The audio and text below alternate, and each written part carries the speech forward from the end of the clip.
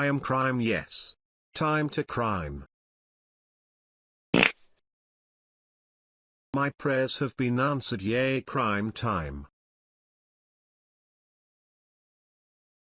Get me out of ad hell.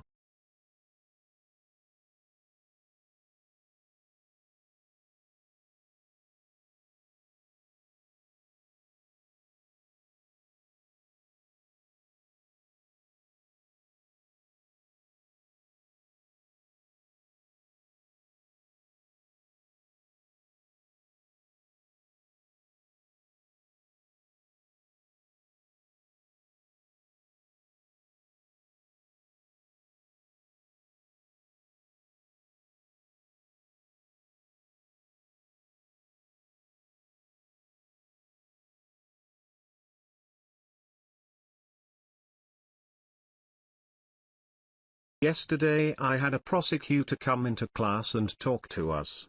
He just straight up showed us pictures of murder victims with no warning. It was wild.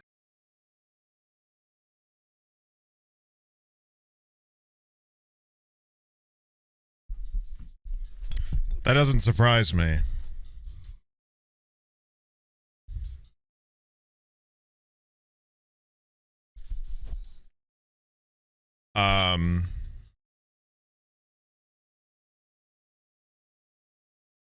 That's not surprising to me. Because honestly, like, that's like low-key how prosecutors thrive, is by like Whoop whoop, just in time to really watch getting while across I do my online midterms. the brutality of what they're prosecuting, even if it's, Yippee, I'm criming all over the place. you know, abrupt and gruesome. That's kind of the point. Crime time. There's a bit of shock and awe to prosecution, yeah. Not all the time, but sometimes, especially when it comes to stuff like that. Because, you know, there's a lot of people detached from the reality of crime and what that means and who it affects. And a lot of people, I mean, a majority of people are like, well, that's has nothing to do with me because it doesn't happen to me, which is like, can though. It definitely can. Anyway. What's up, fellas? When's the next stream with Joe? I don't know, bro. Dude, you want me to pull up his schedule? I think he's out of town still. Let him be out of town.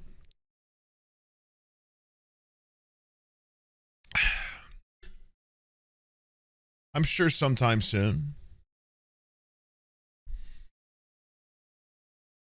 That dude hates taking days off. Let him have some time off.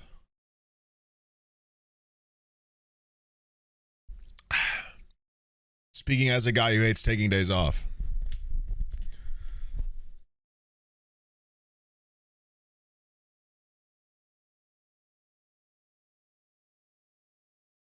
Oh, dude. Congested. Like right here.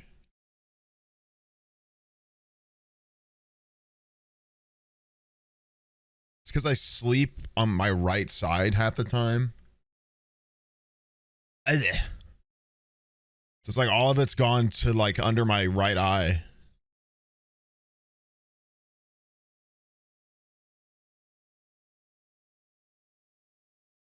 Slay Me Too twin. Nice.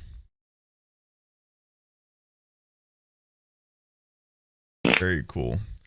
Flip over and sleep on your left.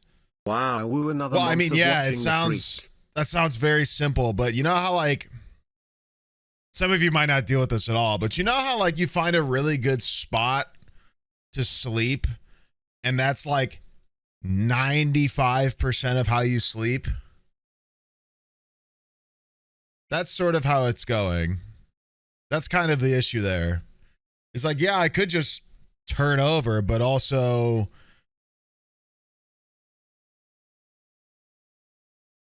I feel like I fall asleep almost instantly every single time when I sleep that way.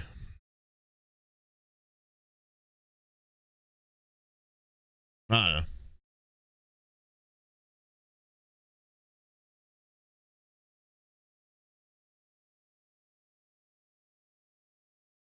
Anyway, it's good to see everyone.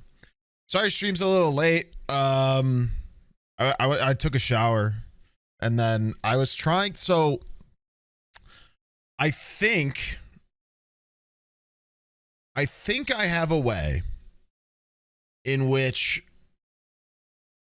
I'm able to stream where RuneScape and the video is visible to you guys, but then when I record it, it's just me in the video and you guys, and that way, like, when I upload the video, it's not like the RuneScape's not in the way of the video. I didn't. The problem is the deeper I got into figuring it out, the more complex it got, and I'm gonna need, instead of like wasting the little time I have today trying to figure it out, I'm just gonna figure it out like after stream or before I do this again. So we'll just have RuneScape off the camera today for me, and I'll just be distracted and playing. But I have it on my, I have video and game on the monitor together, so like I see both very easily. So if anything important happens, I'll flash it on the screen or something. But yeah, I basically have to make it to where it'll record something independently, but then so I can basically use the multi-stream thing I was using to test streaming on YouTube and stuff to just record a different canvas, but then also I have to add all that stuff myself, and I have to make the audio not pick up RuneScape because it would be really weird for everyone watching the videos to hear that, and nothing is seen. So it was getting a little complex, and I was like, let's just not waste. I don't want to waste my time today. Let's just like let's just start the day, and I'll figure it out some other day. So let me take my picture for Instagram.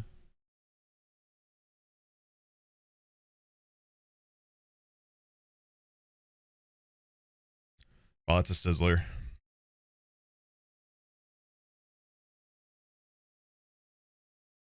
All right, well, I post this chat. Get ready for the YouTube intro.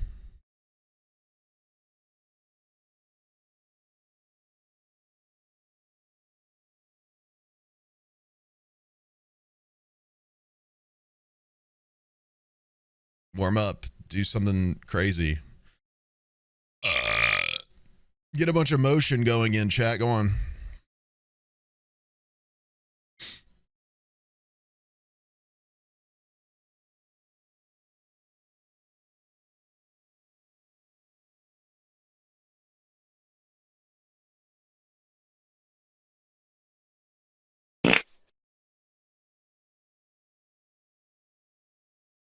Sneeg flash.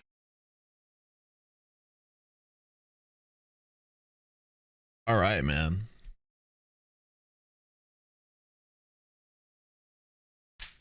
Welcome to the video. Sorry, it's been a long time. I'm lazy and like playing video games. But we're here with another true crime stream. If you're watching this on YouTube, you missed the stream, but I stream almost every day on Twitch. Not even necessarily true crime related. So if you want to come over, that would be great. All these videos are from the react suggestions of my Discord. So if you have a cool video, true crime or not, that we could watch together, join my Discord and put something in there. It's in the description, I'm pretty sure. Intro time, I think. Bang. Did I miss something? What did I miss? Did I miss something? I said, oh, I didn't say sub to the YouTube channel.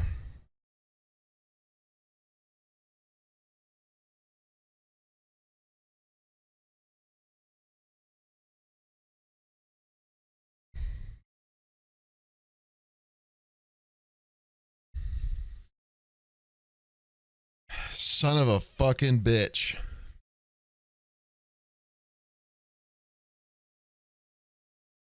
Son of a fucking bitch, dude.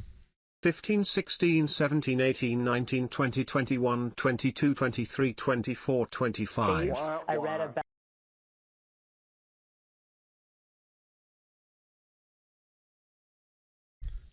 Ask editors to put it on screen. I'm editors.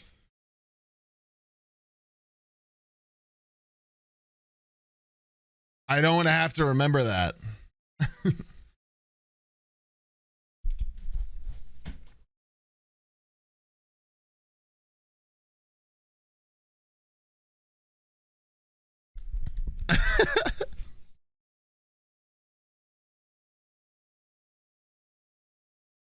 If you watch the recording, it'll remind you. You think I watch back the entire recording when I edit it?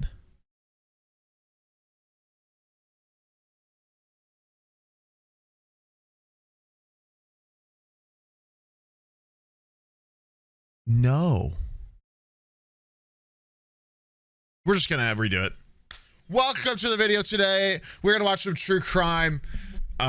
This all came from my Discord. If you haven't already, join my Discord and throw some videos, true crime or not, in the react suggestions, because that's where we get a lot of cool stuff from you guys. And that's how we watch a lot of things on here. If you're watching on YouTube, you missed the stream, but you're more than welcome to follow the stream on Twitch. I stream almost every day, true crime or not. And yeah, make sure you subscribe to the YouTube channel that you're watching this on. That's it. Did I forget something this time? Chat, did I forget something? Follow Twitch, sub to YouTube, join Discord. Play the intro.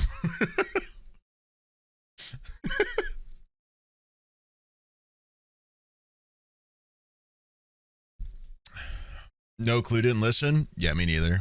It's a lot of work. All right, man. Let's get into this shit. Let me thank whoever's subbed so far today. Yeah. Here's all the nices. Anybody sub before the nices? Nope. Damn, y'all got those out quick. Wait, what the fuck? You forgot to say hi to my mom. She's a big fan /J. Why is my First of all, fuck you. Second of all, why is my why did this actually happen? Why does it say Killer Shark redeemed nice every single time? Is this not supposed to be like a one-time use? Why is it doing that? Why is it? Wait. Is that what it's showing for you? Look at this shit, bro. It says it's all him. And there's the subs. It just says that it's all Killer doing the nices. That's funny. All right, whatever. Pistol, thank you for the 53. Cookie, thank you for the 41. Hello, Orb, thank you for the 37. Queen Katie, thank you for the 16. Happy 12 Ellie months, Pelly, thank you for the 6. Alex, Hi, thank you for the 39. Alex, Saturn, thank you for the 14. Katie Dragon Love, thank you for the 25. Lisa, thank you for the year. Dead and Zixies, thank you for the bits. All right.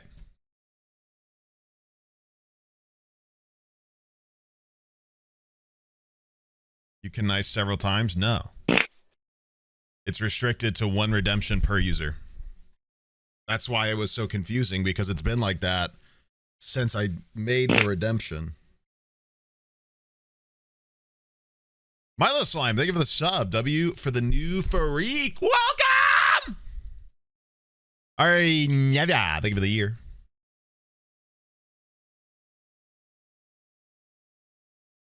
Chat, check it out. 18 moths. Someone free me from this hell. I crave redemption. I am innocent. Someone save me. This way I can see chat while I play, and I can talk to you guys and pause and actually like commentate and shit without it being like without me being bad at my job. You know what I mean?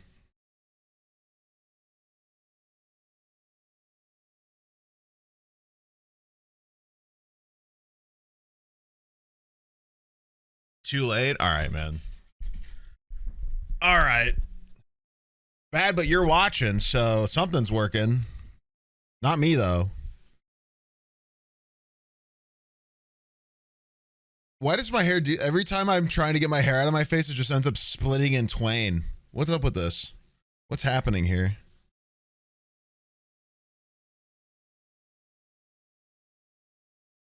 He's split in twain. This is why I wear my hat backwards.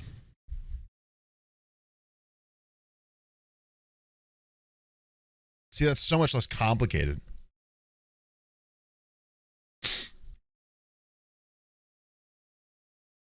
But now people can't see my creeper hat, my Minecraft movie St. Louis Cardinals collab Minecraft head.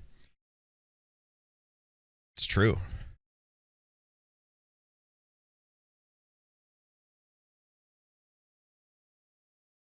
What a sentence, yeah. The Cardinals last season did a collab with Minecraft for the movie. So I begged my friends back home in St. Louis to go to the game to get me this hat because I wasn't there that week. So, yeah. It's so weird. Isn't that awesome? There's Minecraft movie on the back. Yeah, you thought I was joking? No, this is a real thing. Oh, it's so ugly. I love it. Yeah. I actually kind of love how ugly it is. Yeah, it's like charming ugly. Yeah, it's like, yeah, exactly. Like a gross looking dog. 8 moth swoop. That it's like Got kind of jump endearing scared in by an a ad and had to fix that MC, thank you for the 11. Ducky, thank you for the 18. Noah, thank you for the 8. Yeah. Just a quick reminder, I play ads. I have a family. I have a newborn on the way. Well, I guess she's not a newborn yet. I have a child on the way and a child currently. So, you know, I need money to support my family at whatever capacity I'm able, in whatever amount that I'm allowed. So, if that's something you have issue with, I would consider subscribing or growing 3 up. 3 years and a month. Let's go. I have George fuck yeah chat. I shit in your pants. Thanks for the 37. First video of the day. We're going to watch a show. Oh my gosh. We're going to watch a video by Midwest Safety called Cops Sickened by Evil Mother's Horrifying Secret. I'm assuming this isn't going to go great for like the family. So I would be wary if you're in any way sensitive to like familial or child abuse. I obviously don't like pre-watch this stuff so we can have like genuine fun and react properly, but yeah. Just a warning. Just a warning. Just a warning.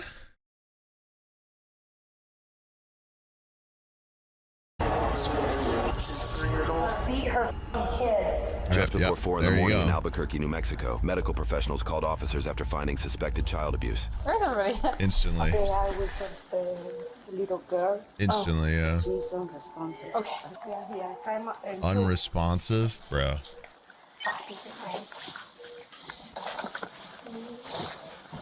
Is mom here? she's in room 11. Oh, she's down there. Okay. I'll go keep an eye on her. Yeah. I went out there, mom was checking in, she had 2 other kids with her, one kid in the car seat, another older daughter that was walking around, and she had this one, she was holding it wrapped with blankets. Mom said, she's just really weak. And then I tried to get a weight on her, so I brought her over, and I was like, do you think she'll stand? And she's like, no, she's just really weak. So I'm like, can you hand her to me? She's like, no. And I pulled back the blanket and looked at her, and she was cold.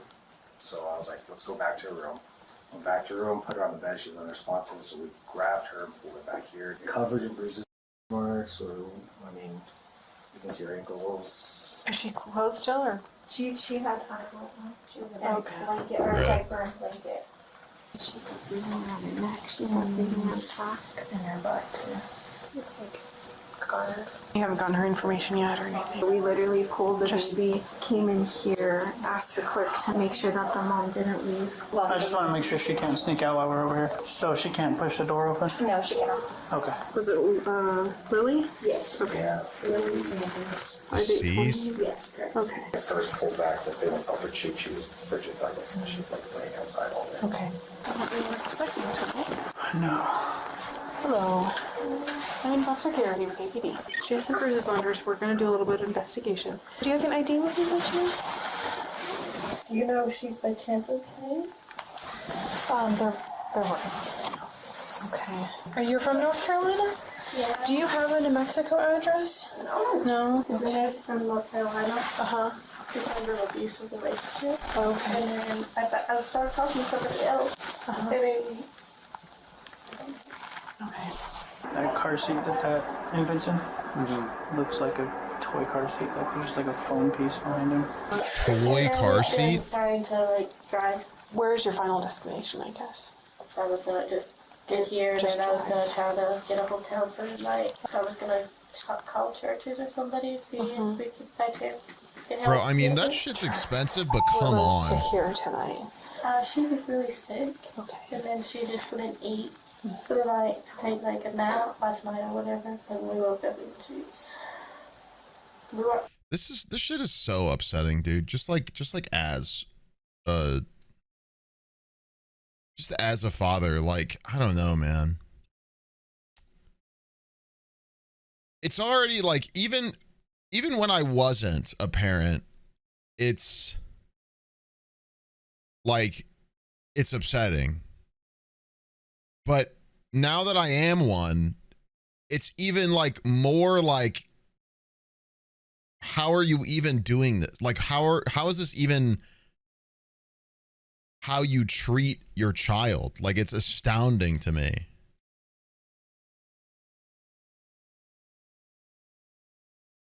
Like, I don't know. How do you do that?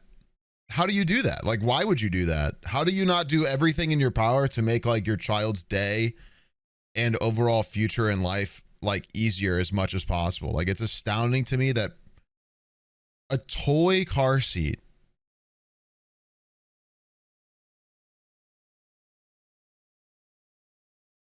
like literally just like a children's toy and then put some like foam padding on it.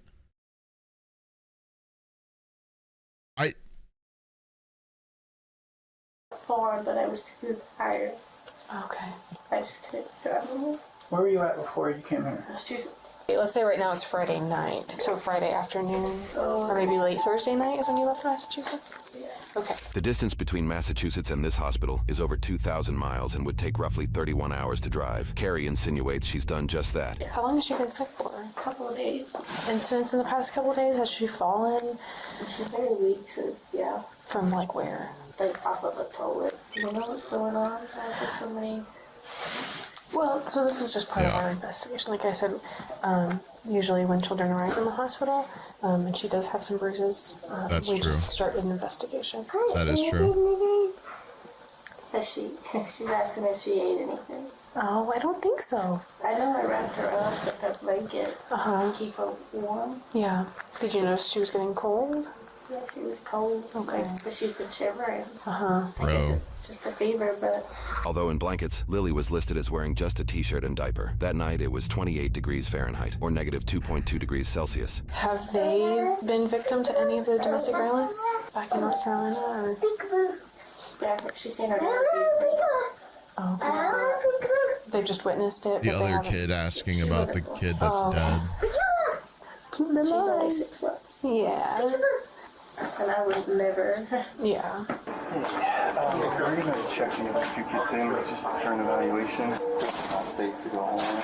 Yeah, no, Okay. we'll certainly be having detectives come out Okay. and stuff. We're just kind of at the very beginning stages, but yeah.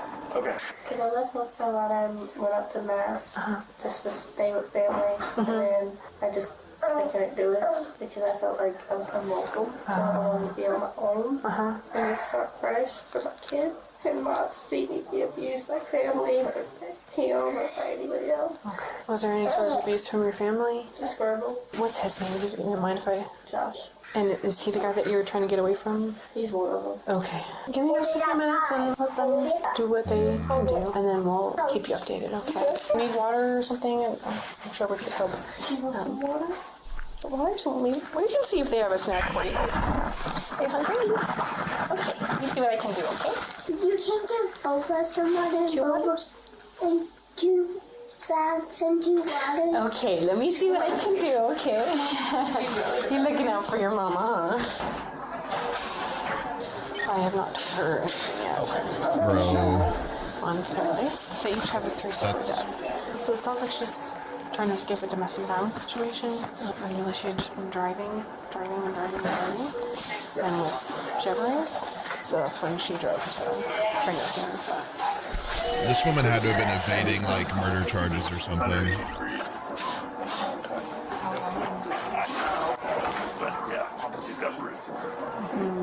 The only thing she said about that was that she fell off the toilet yesterday, and How does someone let this happen? Exactly.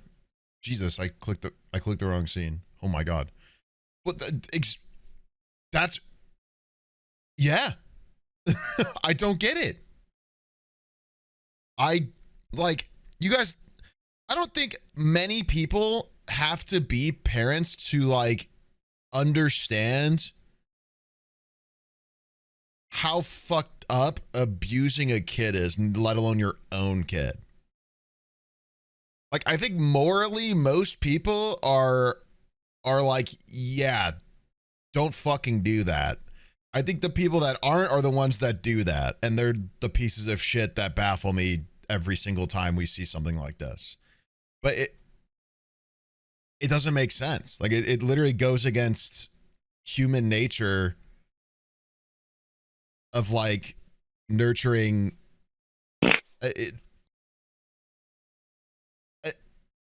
it's ridiculous. I mean, it's ridiculous, man. It's upsetting. It makes no sense. It's wrong. It's so cruel. Like, it's crazy to even think about somebody being this cruel, but seeing it, and you know, this is part of the reason, you know, and obviously this isn't the main reason, but this is part of the reason that why we watch stuff like this, because like ultimately there is a level of like upsetting reality when it comes to true crime. But that's why the true is before, that's why true exists in the phrase, right? Because it's real. Like it's real. Like, these things are real and these people are real, and unfortunately they do these things. Like, some people do these things to people.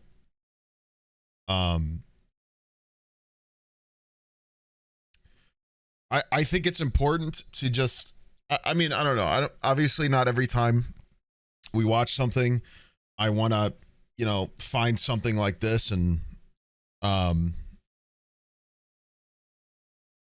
you know, make myself upset and everybody else upset. But, I don't know, man. I just think it's important to understand that, like, there's a lot of people who consume this content who are so far gone and removed because they're like, oh, it's so interesting. But this is people. Like, these are people, suspect and victim. And there's a morbid reality to the fact that they're technically the same. There's a major difference, obviously. I don't think I need to point that out. But these are people with the same potential, essentially, eventually. And I think it's really important that, like, people have a grounded view of true crime. I think it's really hard for me to watch stuff like documentaries and other stuff because there's such this, like, dramatization. There's so many people who make them with the idea of being dramatic about it because they know that it hooks in a certain type of viewer. And I find the need to make something that's reality and also really fucking bad, a hook for an audience that can't be mature enough to understand that this is like a real situation, and like maybe we don't sensationalize sort of this stuff. I know it's a bit hypocritical as a creator who watches it, but like I think it's important to try to do it in the way that I do, because there's plenty of them who do it in the way that I'm against, if that makes sense. I think it's important to, and this isn't towards a certain creator or certain person, whatever, but at the same time,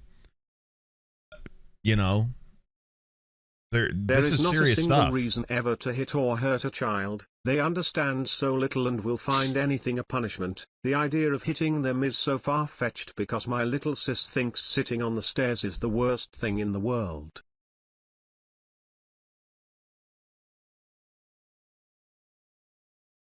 It's true. Thank you for reminding me to turn TTS off. Sorry. But it's true. Children don't really know beyond the level you give them until they, do more outside of yourself. You know what I mean? Like the biggest problem for my daughter is when she wants a fruit snack and I tell her no. That's the harshest reality for her. I'm happy to keep it at that level. Because God, like, why would I physically put my hands on my kid harmfully? It's actually preposterous to me. And even doing so punitively is like preposterous to me. Because I don't think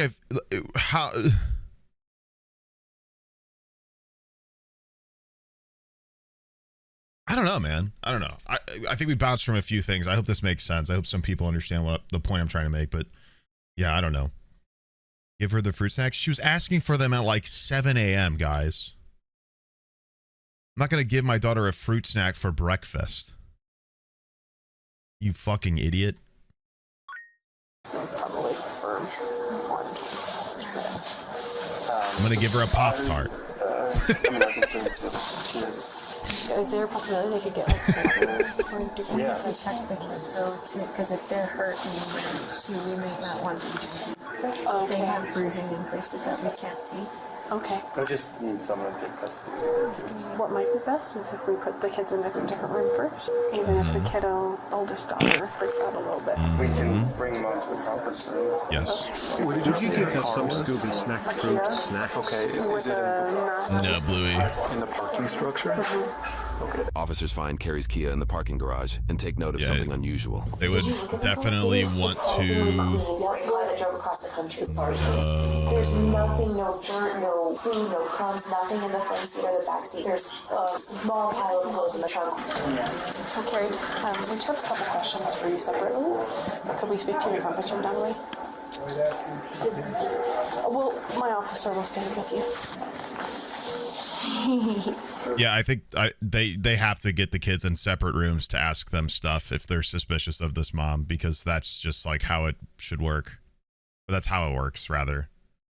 Like they need to separate them so there isn't some sort of like corroboration or coercion from the mom or from each kid who might be trying to just like keep their siblings safe, etc. So they want to separate them to keep them to have like their excuse me, oh my god, whatever they say or think or are asked about the situation to be from them, not from what they were fed, basically. He'll stay here with me. Almost followed me. Okay. I just want to say hi. Do you want a popsicle? How many popsicles? What color do you want? Purple one? Let me get you a purple one. Our doctor's coming. Could I check a couple things? I just Dude, it hurts. Make sure that's okay. That hurts my heart, bro. No? Okay. How about your legs? I love my daughter so much when she talks like that, like just like the very like figuring out how to say things properly but still a little confused, and it's like my daughter's at that stage, and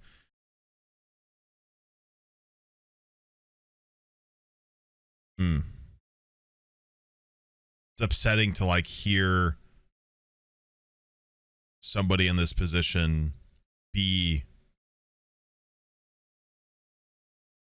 comparable to her, you know what I mean? Because I mean, just to go off of what we said, I can't even fathom doing this to my children. It's unfathomable to me. It's upsetting. They don't hurt at all? How about your arms? Do they hurt anywhere? No. Hospital staff's just gonna try to get those kids admitted before they like let her know what's going on. So. Off camera, medical staff informed Carrie that Lily passed away. Officers asked staff about Carrie's reaction afterwards. And she, I mean, you know, she was weird about it. She cried a little bit, but this scene, you know, what could have happened? Just a nice little side note. No. Okay. Yeah. So it hadn't been like that long. Yeah, I'm definitely not the one to ask about sort of timing on that, but it takes a little while. What did the mom do? We're not super sure yet, but basically one of her kids is dead. Impact by the news? They're pretty sure they're.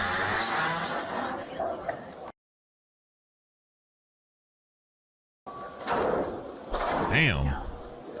Old ass door. It's okay if I go in.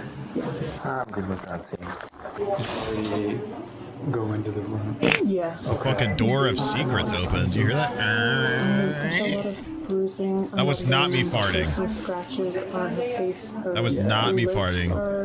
There's abrasions. I think it might be just like if she's coughing up blood, maybe. Yeah.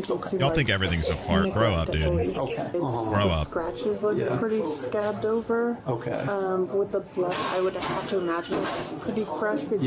Like I need to put the captions on. I want to put them like up here There's because an older they keep like on her inner hip. Underneath the diaper. they keep sort of sometimes using captions and sometimes not, and it's I hate when this happens. She was restrained. Yeah. They said they tried CPR for like 8 minutes, but the doctor pretty much told me, he's like, we knew her pupils already fixed and dilated.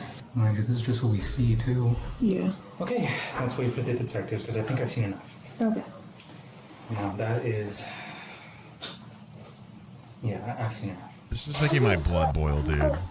This is making my blood boil. You know, everyone here just cares about you, right? They're all really good people. Lou. Okay, cool. Carlos just got you. Hey, sweetie. How are you doing? I like your and one shoots. Hi, I'm Carlos. You guys don't mind just hanging tight with them for now? Yeah. Oh, I like that sticker. It's okay. Don't fuss. Before questioning Carrie further, officers reviewed her records in North Carolina and Massachusetts. Outside of traffic infractions, they found a notable Child Protective Services report. With this in mind, homicide detectives have now arrived and proceed with her interrogation. Hi, Carrie. Hi, Carrie.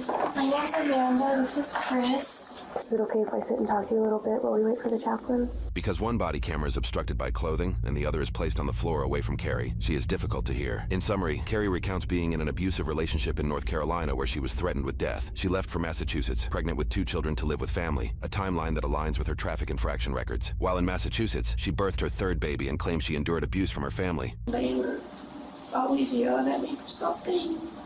I wasn't helping clean, or wasn't doing this, or wasn't providing enough food, or at the time, I just supposed to take care of me and my kids.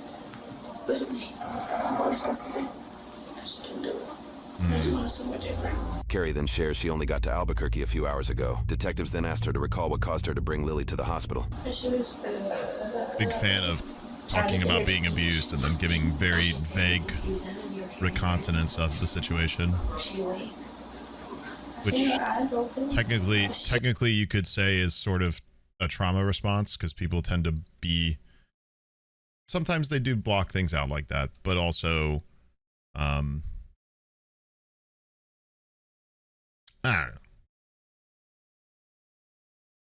don't know. That happens more commonly with kids. And maybe I'm just biased because I'm already skeptical of this woman because of the title and because of what we've already seen. But, you know, I don't know. I guess she was just too sick and it got worse. Yeah, no shit.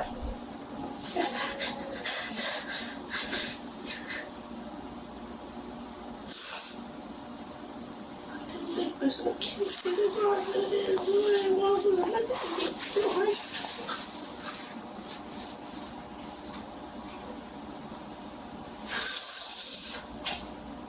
I can imagine what you're going through right now, sweetie. The kids are doing. They don't know about it. Right. 5 popsicles. What? 2 lollipops. Wow. Ice cream, bag of chips, sandwich, graham crackers. Holy shit. Oh, is that the little? She wasn't happy about this game on that. We did not have fun. Hey, baby. We're not singing help. I don't. Detectives pressed Carrie for details about the route she took, but she repeatedly said she did not know. Do you have any history with like child protective services and like that? Right. Carolina, we did. Oh. They dismissed it. I don't know where I went for my 30-hour drive. Oh. If somebody was smoking stuff.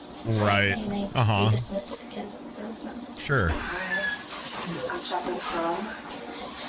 It was so quick. It was such a just, you know, quick trip. How would I have known? I don't remember. Goodbyes to her. I just want to play. Smile. Well, we'll definitely do the best we can to honor your requests. Could have felt close. Could have felt close to her for years if you didn't let her die, you piece of shit. Just have to kind of just wait a little bit longer. But I'm so And sorry. I just, my other workplace. Crazy concept. Lily was my mama's girl. She was my name. The one that would come up and hug me. And no one sad. She was just I love you, Bobby. And Cody hasn't been involved or He didn't even know that I had her. You hear on the news people hurting kids or something like that.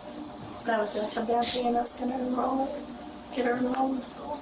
did you bring kids' records and Pretty minimally rattled by your 3-year-old dying, by the way. I mean, just to point out. Did you have them in Massachusetts?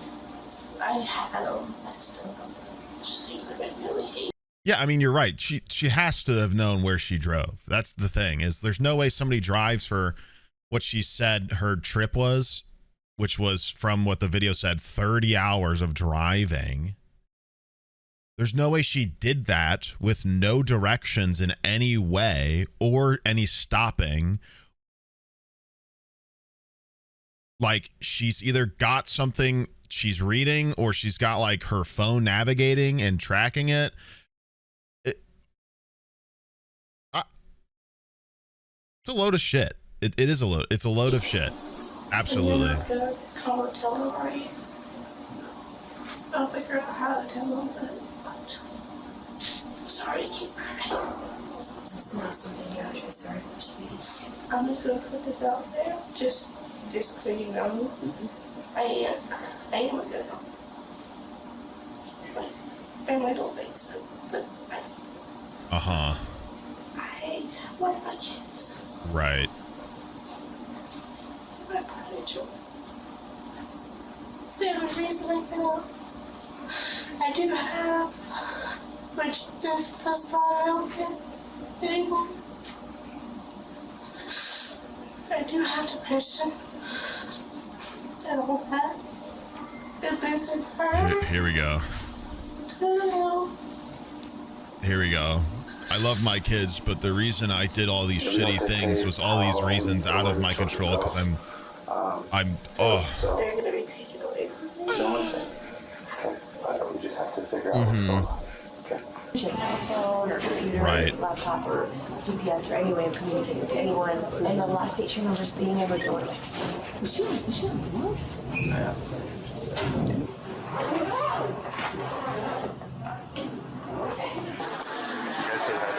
Quite the night. Yeah. So does it sound like mom killed her?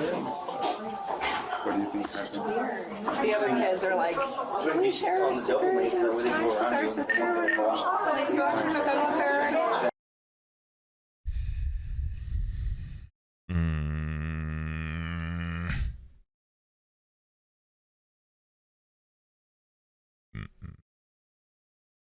Nah, like it's so fucked up. Like I can't even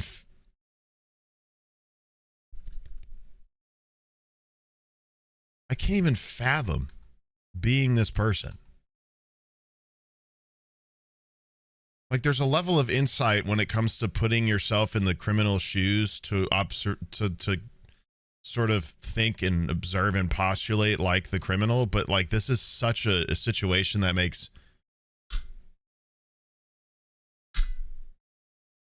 why would you do that to your child? And also, why would you put your other children through this? I don't get it. I don't, like, there's no ability for me to understand it. There's nothing to gain. I think that's what's the worst part, is like a kid is such an innocent factor of life, and to like deprive one of a good life or shorten it or deprive them of any quality of it, including the ones that are still alive, just is like they're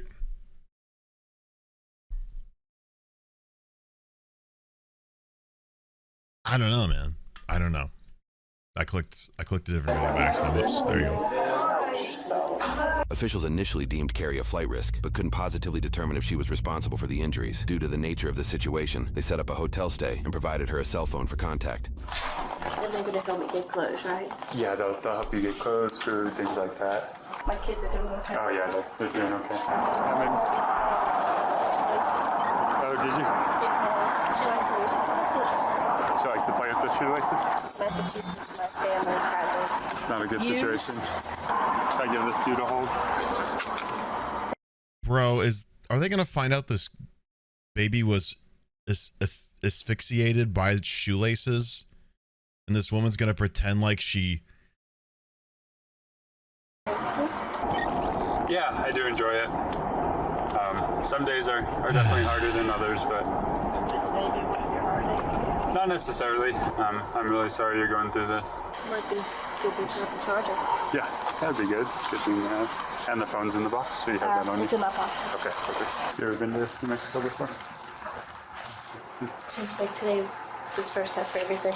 Yeah, that's for sure. I've never lost a chick before. Mm-hmm. Do you know what time she passed? I don't.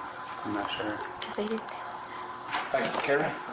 My name's Walter. I'm about the Community Safety Department.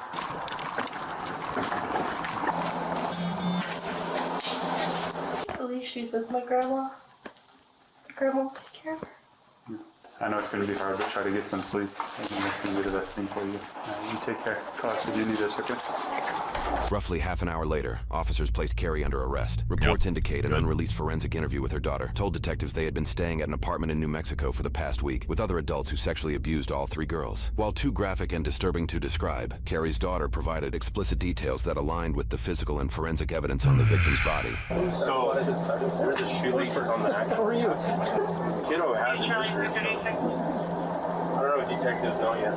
They're finding me to talk to you.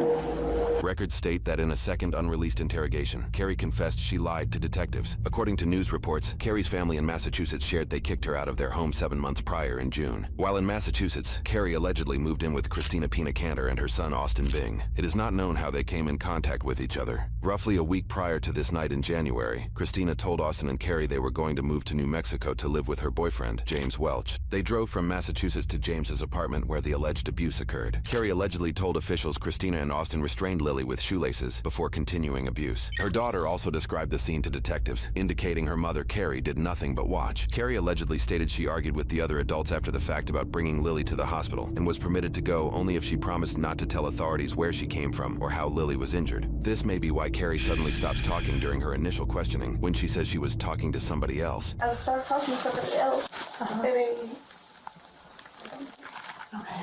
Later that night, officers moved in to arrest the other 3 adults. Police department. I mean, what the actual Police department, fuck, open the door. dude? James? Yes. Welch? Yes. Step out, please. Who else is inside? Christina? Yeah. Step out. Turn around, face away from me. You're being detained for anything? I'll explain everything to you in a moment. Who else is inside? Nobody? So if we find somebody inside and you turn out to be lying... Can you lock my door? Not yet, no, I'm sorry. Austin! They already know you're here. Come out. Put your hands up. Get your hands out of your pocket. I got nothing to say, man. I mean, what can I even say? Step out. Face away. Yeah, what's going on? Face away from me. Yeah. Put your hands on your head. The champagne pit? Yeah. No one else is inside? No, no. We'll come and talk to you about it all here shortly. Can you shut that door? Hold on just a second. Yeah, you're good. You're good. We have 3 individuals detained. We're going to make announcements to the 20 and clear it, ensuring nobody else is inside. Albuquerque Police Department, you're not free to leave. If you're inside, make your presence known. Come to the sound of my voice, your hands up and empty. Do it now.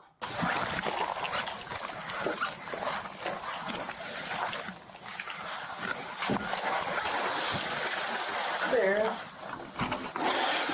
Oh, it's just about. George, 55 P, 20's clear.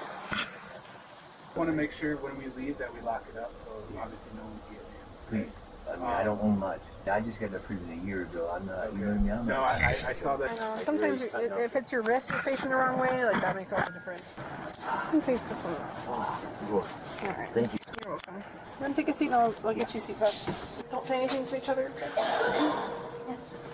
All right. Thank you, sir, for being cooperative. You want to take a seat and then we'll Unreal. distribute shortly. The ones that beat her kids and put marks out on her. Oh, I will. Trust me. Be good, Austin. I love you, James. Yep. It's just frustrating. Because like this has nothing to do with us. It has nothing to do with our kids. Like I know the situation, but it's just the point. Like how can we get charged with something that has something to do with their mother? You not put them so tight though, but yeah, turn me up. I need my phone. I need some numbers out of that. Okay, if your phone is in the house is locked up for the night. No, actually, you put my phone at the house? Oh no, that's being seized by the detectives. Okay, I need numbers out of there. Okay, the detectives already have taken your phone. Wow. So when do we go to court? I am not sure. Are we supposed to get summons or something? So the detectives wrote a warrant for your arrest, so right now that's why you're under arrest. For child abuse? Your exact charges as they are on the warrant is child abuse resulting in death and child abuse times 2. That resulted in death? Yep. More concerned with her phone than her kids. This is the other woman. This isn't the mother. The mother's already. This is the people and the other people involved. Oh my God! What's happened to the mother? I'm not sure. She was with the detectives before I came in this evening. She's the reason for all of this. And I've done none of the investigation, ma'am. Okay. I'm just saying. This Oh, excuse me. I didn't report it. I was sick. I missed that. Hold on. Bachelor. And I didn't report it. I was sick. Detox. She get charged with the same thing as we are. Yeah, right. I wasn't here when she was booked I in love charge. when I make an excuse for not stopping child abuse. Yeah, that's cool. Okay, it must just be the way you're sitting because they're incredibly weak. I can't move anywhere to sit. Okay, we're here, so just you can. All right, let me just do this. Okay, go ahead. Let me get my paperwork and then we'll be all ready. I ain't seen one of these girls in a while. Damn it. I told myself I was never going to see these dudes again. Yeah, what's happening? Can't get out. Thank you. My leg slipped. I can't tell if these are the people actually involved or not. I think they are. First time being here in a while. I'm pretty sure they are. You have you and then Christina. Just one additional question you guys about how they came up with the counts. What's the additional charge? Can't charge child abuse by dad. Who is? I am. And we both are. Yeah, me and him both. Yeah, yeah. That's crazy. That beat on our kids, this, that, and the other, and I'm getting charged with that shit. Just listen to I'm sorry. I'm sorry. Wait, one second again, I heard. Talk to your lawyer. That's all you can do. Talk to your lawyer. I love you. Austin, nice to meet you, okay? No promises. No promises. I know, but come on. Well, hopefully you do, because my kids are fucking me at home. No, I wouldn't care about doing time for something I did.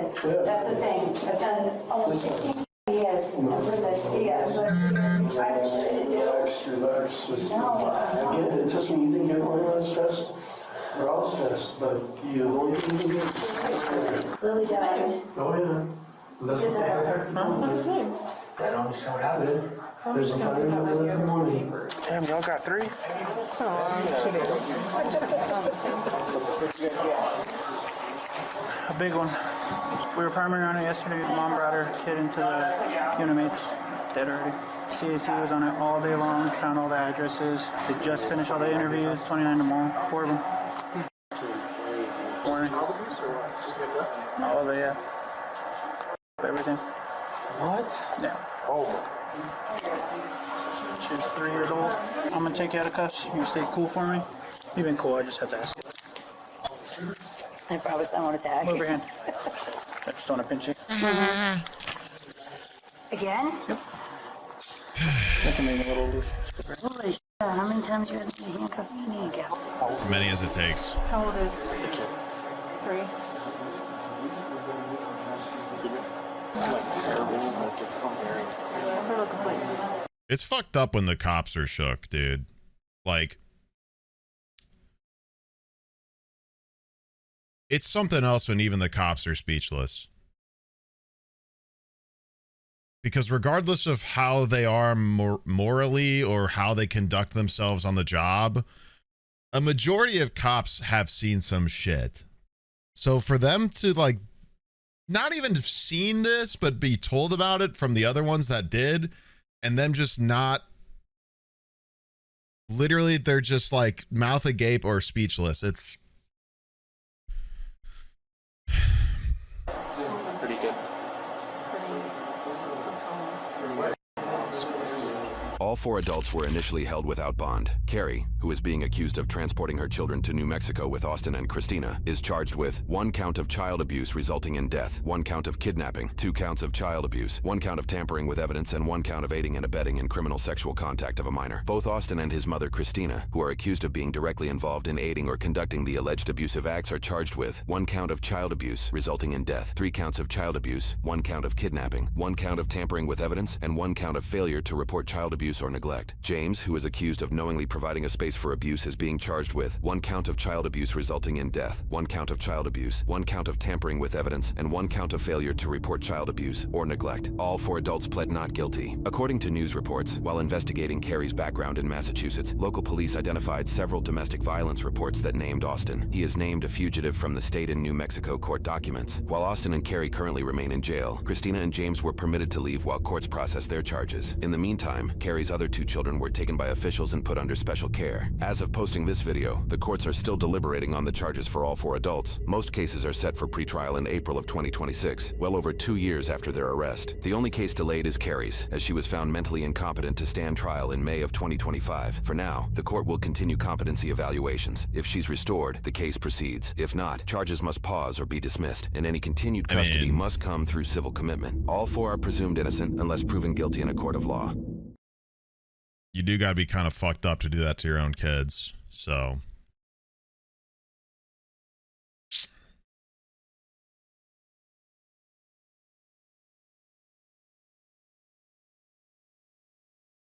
dude, I mean, dude.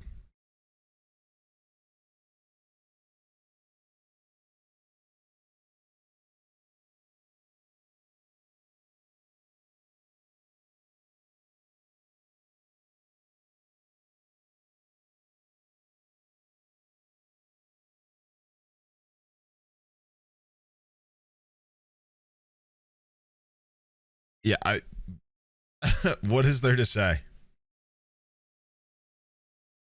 what is there to say, man? I mean, there's something so twisted about a person doing that, let alone allowing such a thing to their to their own kid. I don't know.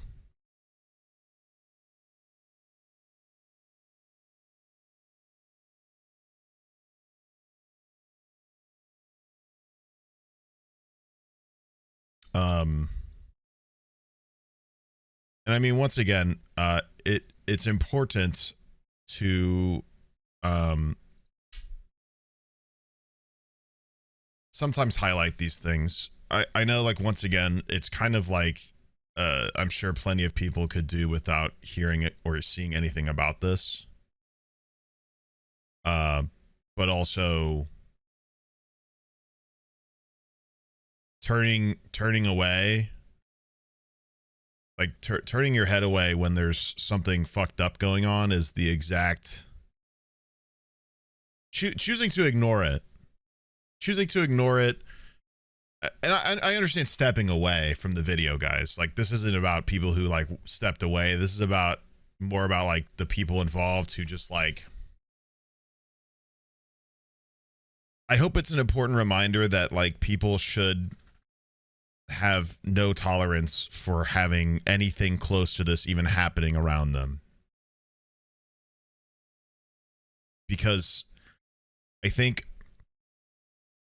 once again, something that is lost on a lot of people who watch this type of content is the true cruel reality of this sort of thing.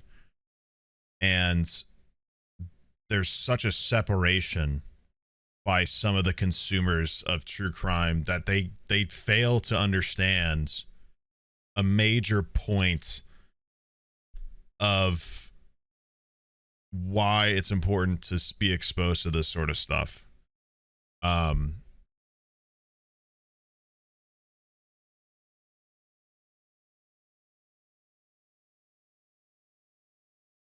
Excuse me.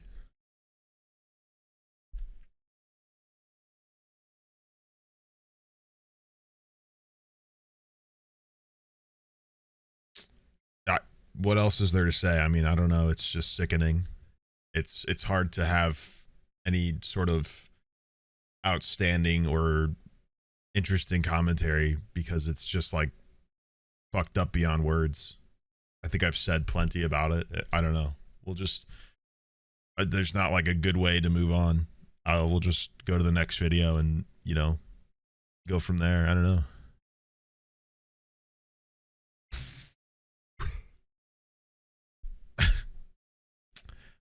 So I gotta go to the theater mode or whatever.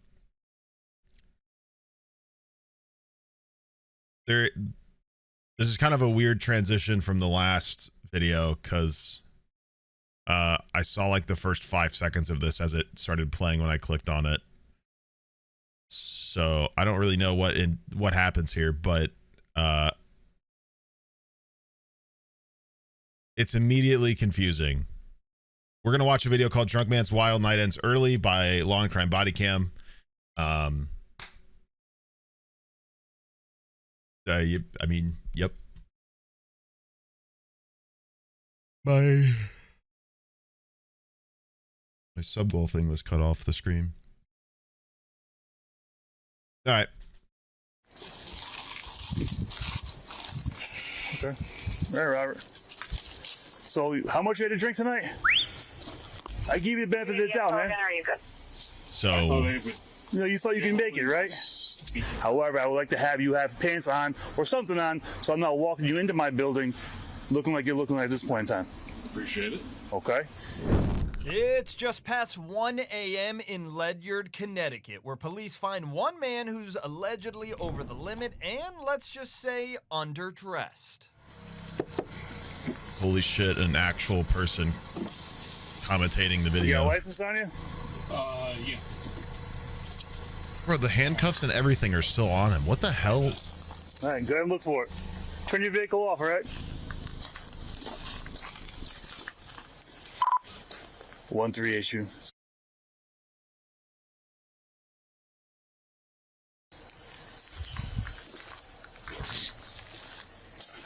I think I didn't.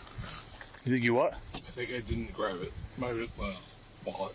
You didn't grab your wallet? Right. Okay. How much you had to drink tonight? I'm not sure. Not sure how much you had to drink tonight? What a good answer. What a great answer to give the police. You genius. All right. Oh. You had drinks earlier at home? Right. Okay. And then where'd you go after that? Are you fucking kidding just me? right dude? here? And then they just I don't decided to know. come here and sit. Okay. You were home, you came here and sat. That's it? That's all we did? Right. Who else is at home with you? Just me. Just you? Okay. Oh, I'm Were you gonna sure. meet up with somebody, or you just come here to sit? No, just me and sit and no. Okay. So you look, you were passed out when I got here. Were you sleeping when I got here? No, I was sitting awake. Sitting awake? Uh-huh. I wasn't awake. I mean, I wasn't asleep. Okay. So you don't live with anybody? Right. Okay. Police identify the man seen here as 49-year-old Robert Fable, who was found parked in a local park after admitting to drinking. Okay. So you don't have your license on you? You don't have your wallet? I think I... Yep. I do have it. Oh. Miracles happen every day, I Chad. thought I didn't grab it. Yeah, officer, I'm sat, balls out in a field by myself. You. Yeah, you know. 1-3 issue. Just a fun little Friday All right, night. Robert. Give me a couple minutes, right, Robert? Okay. 7124. Roger, how's that email, Delta? Go ahead, tell him. This was a Monday night. Robert. Well, if he's getting arrested, he Or this was Sunday. This is 12:30 on Monday. He did work for us. So this was a Sunday night, whatever he was up to. You're not getting what I'm saying. Based on the body cam date. He's hammered. We're going. He's cuffed. Yep. Yeah, at least he made the job easy for the officers. Robert, do me a favor, step out of the vehicle.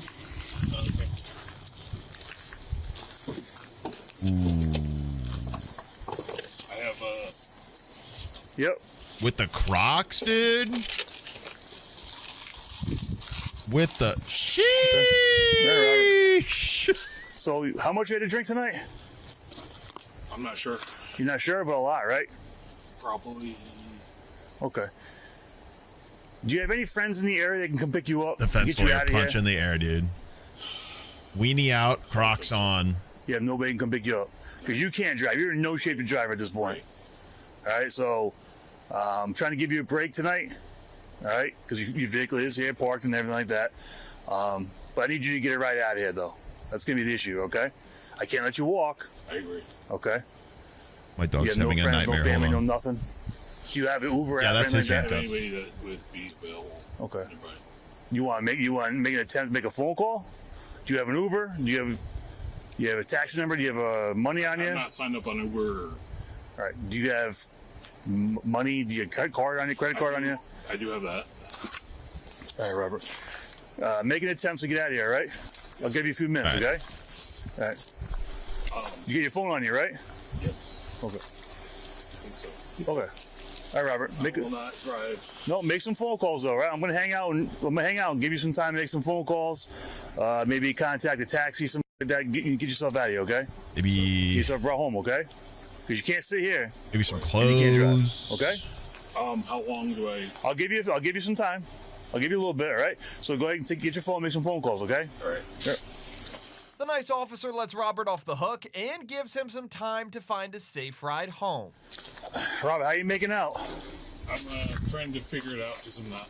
There's no way they let this guy go home. Think I got it? All right, you doing Uber? Yes. Imagine the driver when he pulls up, dude. Yeah, driver details in a couple minutes, 4 minutes. Imagine. Hey man, what's up? So you have one coming, looks like? Yeah, I'm your I'm not sure. I've never used it. your passenger. I would drive. I'd be nope. I'd leave. I'd cancel that drive. All right, Robert, make sure you leave the car here. Passenger was in lingerie. Make sure you turn your lights off. Police decide to head out and leave Robert to his own devices. But it's not long until officers encounter the suspect again. No. 1-3 issue. I'm gonna have that vehicle stopped again. There's no way they actually tried to let him go. Robert, I gave you the benefit of the doubt, bro. What an idiot. Yeah. Do me a favor. Stay right there. Roger. I gave you the benefit of the doubt, man. Are you good? Robert. You know, you thought you could make it, right?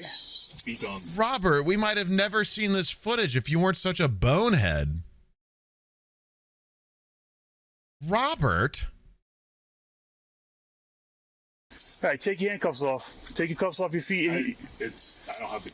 Okay, well, I have keys. Are they the same keys? Probably. Robert, I'm not mad. Take these keys from your It's hand. disappointing. If it's the same type, it should be.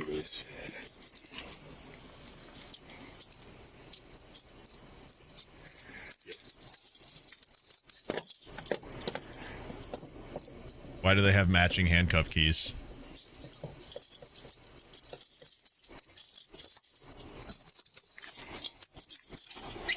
Take them off your feet, too. What's that? Take them off your ankles, also. Yes. That's a bit... Do handcuff companies just like make the same key for each handcuff? Can you shine the light? I've never considered that.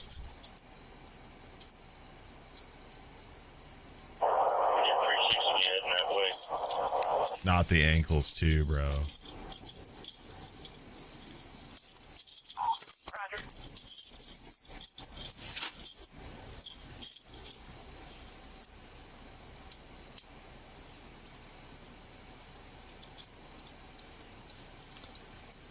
Robert removes his own handcuffs before police ask him to do some field sobriety tests. Let's see how he does. Hey everybody, we're gonna get you right back to that body cam in just a minute, but before we do, I have a question for you. What do a lot of the body cams on this channel make clear? Is it the world is just a crazy and totally unpredictable place? I think that's a fair sponsor thing. One of the most You do a few tests for me? Standardized field sobriety tests? Come back here, okay?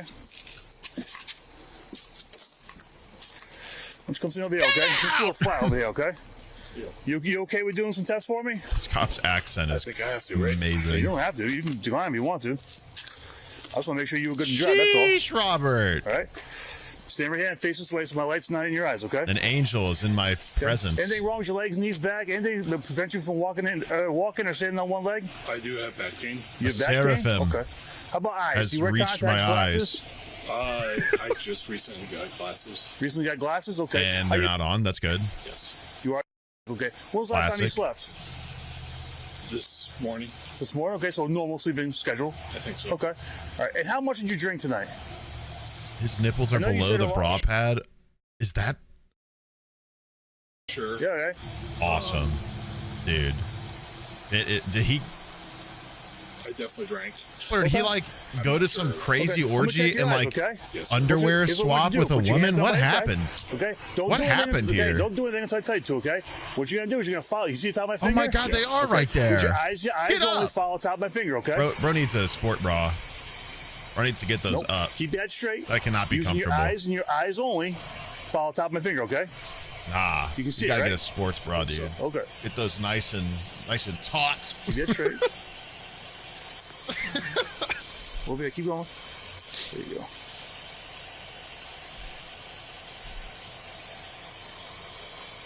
What a vision this man is. Come on, over. Give us a twirl diva.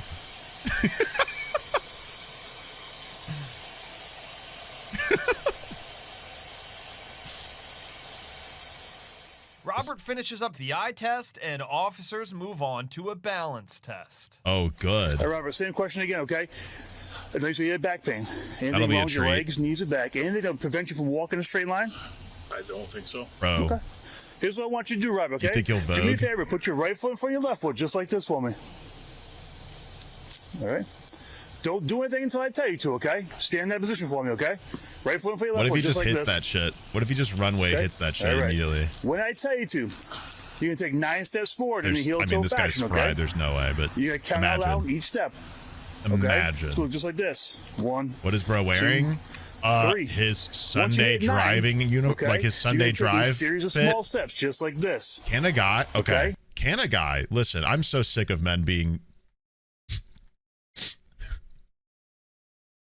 Fellas, can a guy just wear some lingerie and sit in a park at 12:30 in the morning on a Monday? Can a guy? I'm tired of being not in a park. Oh, you'll okay. again take 9 Never steps. mind. Okay, I get you. In a heel to toe fashion. Okay, just like this.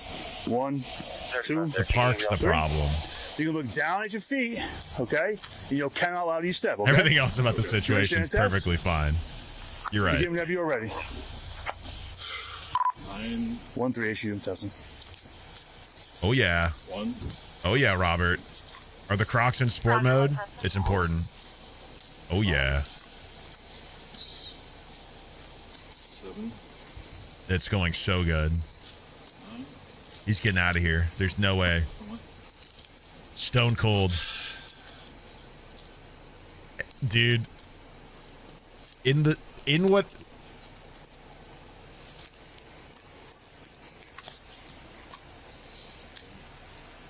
How? Okay. Officers have one more test for the 49-year-old before asking a few important questions. Okay, Robert. How does footage of a person like this exist and they are able to function societally? He's not in heels. He's in Crocs. We saw him earlier. How is it public? Well, Freedom of Information Act. Any arrests are public record by the time the case is closed within the court. You just have to request them. No matter who. It's an American right.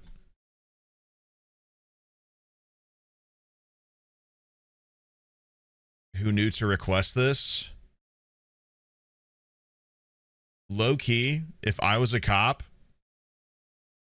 I would tell everyone about this one. Everybody would be told about this arrest. This would be just astonishing. Like, I cannot imagine the police having a conversation after this. Like, it would be so hard to not say something about this one. I can't lie. Like, no torture or anything necessary. I would immediately be squealing about this. This is crazy to me. I mean, this is something else. Turn around, face me. Why don't you come down here a little bit? Come down the hill a little bit, okay? Come down here a little bit. Okay. All right. Stand this way. Oh, just face my camera. careful, face Robert. my camera, my car. Okay. Don't slay too Put your big. feet together. Hands down by your side. You might trip and don't do anything slay. until I tell you to, okay, Robert?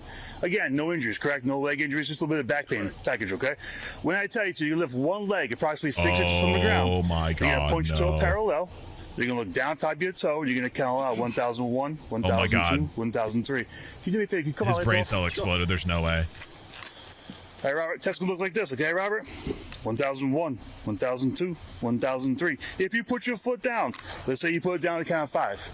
Okay? Just pick up and restart at 5. You understand the test? I think so. Begin whenever you're ready, Robert. There's no way he stays upright, right? 1, 2, 3, 4. Okay. Hands down by your side. There you go. 5, I think. That's it. 5. Good. You're good. 5. You're good. And then the other. Just keep going. Just restart at 5. Okay. Same thing. Pick your foot back up. Point your toe parallel. Look down at your toe, and you're I'm gonna count starting out to think loud. he's not sober. 1. Uh-oh. We're tilting. Ooh. Watch out, Robert. Gravity's crazy. Robert, you have any clothing in your vehicle? Pants, shirt? Vehicle, no. Okay, I'm guessing in your house you do, though, right? There. It's been Is like your house unlocked? 30 minutes. I think so. Okay. I'm not sure. How did we At this point in just time, now you're under arrest for ask? DUI, okay? All right. I gave you that opportunity back there. You chose to drive. Again, okay? Yep. So you are under arrest for DUI. However, I would like to have you have pants on or something on so I'm not walking you into my building looking like you're looking like at this point in time. Appreciate it. Okay? Can my officer go in your appreciate it. apartment and just grab your pants? I'm sure the whole precinct would appreciate it. No, I don't want you going. I mean, are there clothing like as soon as he walks in, he can grab a pair of pants and be good? Or are we? Remember. Okay. It's probably right there. It's just... Well, we have a Tyvek suit. What we'll do is we'll get back to the PD, get you a Tyvek suit before I walk you into the building. How's that sound? So that way you're not just standing like this for 4 hours. Okay? Yeah, bro, just give him some. Turn around. You're under arrest, okay? All right. Robert earns himself a new pair of handcuffs as officers Let's place him go. under arrest. Let's go. Right. Fresh pair. It's a brand new night. Pretty, big wrist. The night is just starting now, baby. I just noticed my car door is... We'll shut it for you. Let's go. And the keys are in there, right? Yeah. Might be on top of the car. Okay, we'll grab them. Okay, shit. Look at that cut on the officer. Sheesh.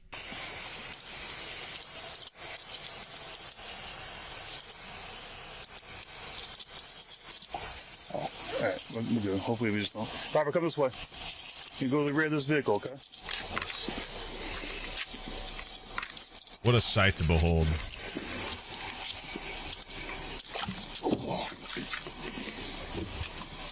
All right, Robin, watch your head.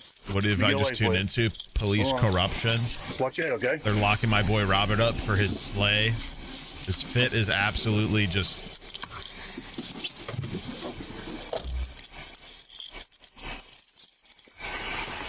Robert was taken to jail and booked for DUI. At last check, his Free my case goat. remains open. What? You don't got me his wallet. I think it's in the front seat, passenger seat. This is... Yeah, I'm gonna go right It's been like half a year. How is this still open?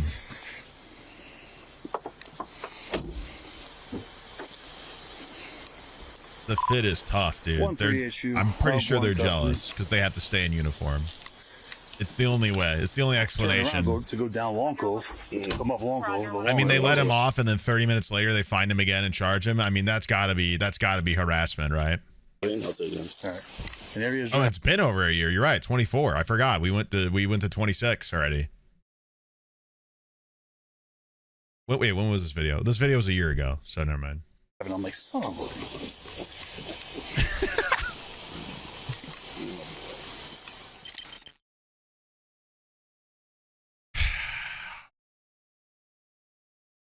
Wow.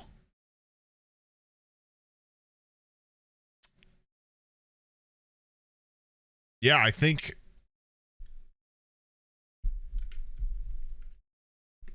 Wow.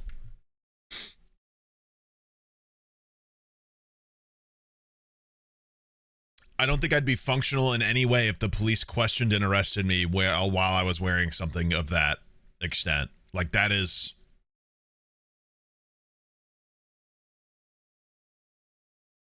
I think death would be the only selection. I think that's the only choice.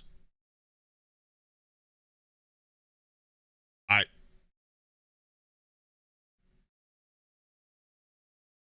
mean, he had to have been like he had to have been plastered. There's no way. Any sober person would be like ghostly white and dying. He was so just... Yeah. Yeah, I was getting home. Your little Robert's out, dude. What do you fucking mean? Bobby's peeking out. Put some clothes on. That was crazy, dude.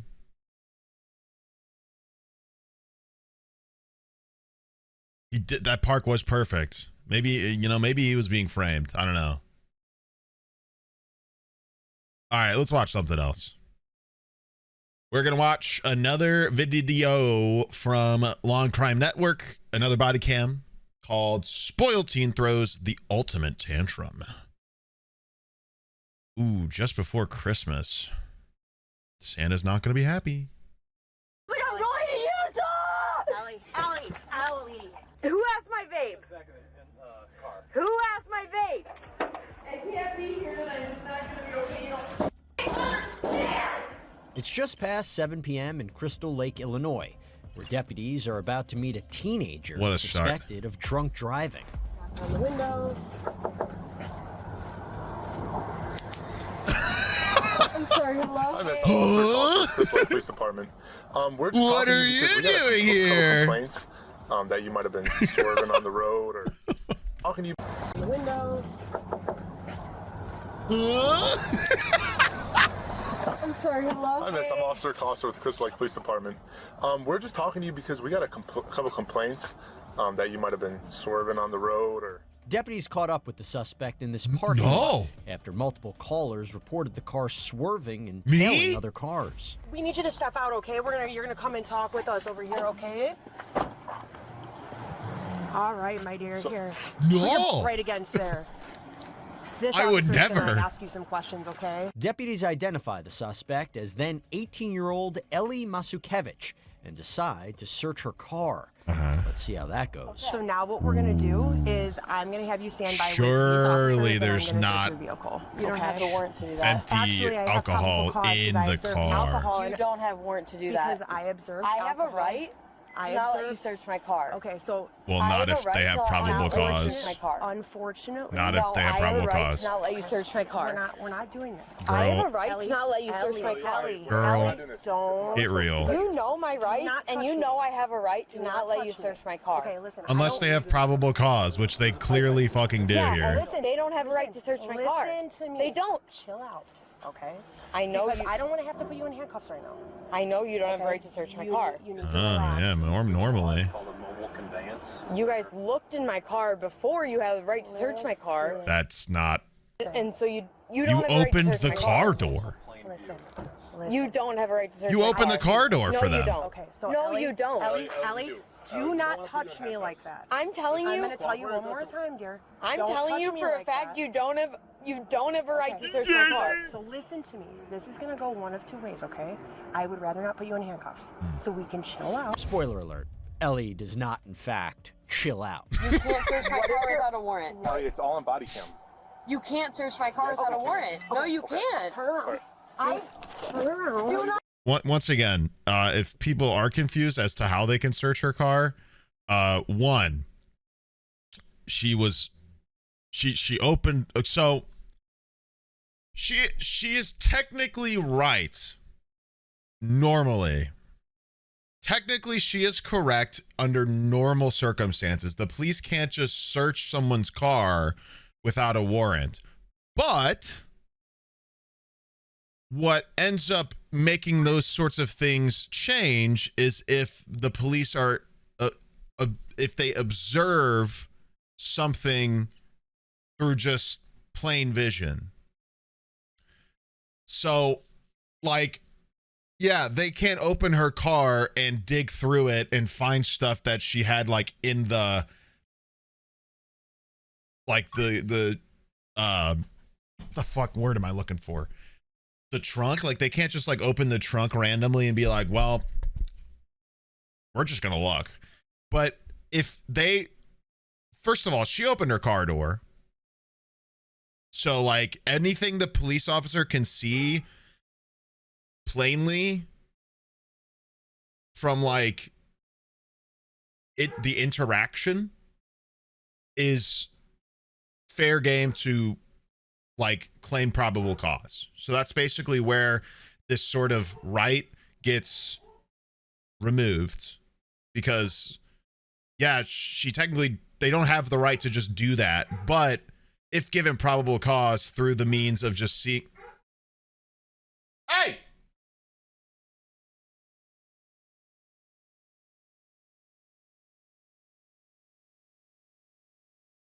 if they have probable cause from just some observation, it doesn't matter. It kind of gives them the ability.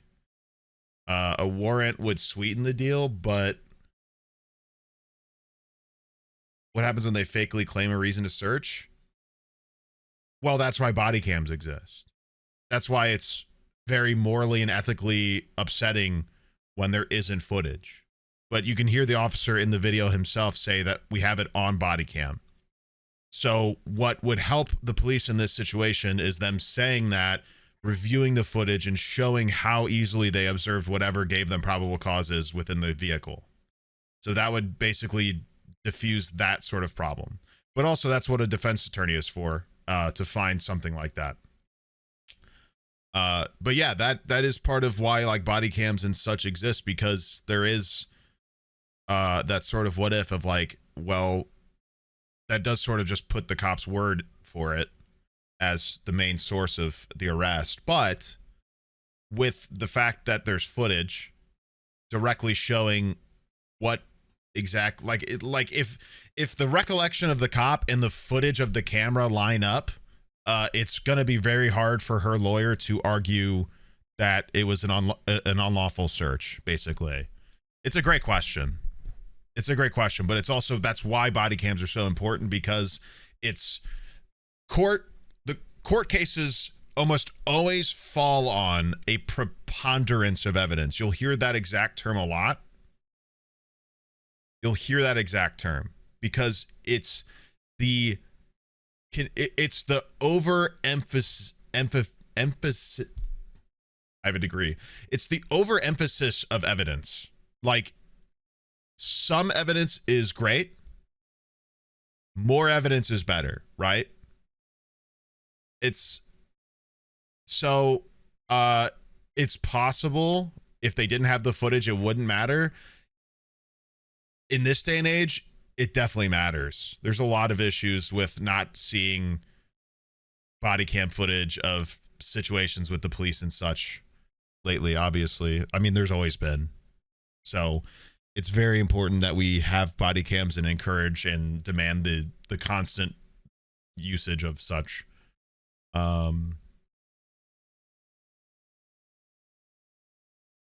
Preponderance of evidence.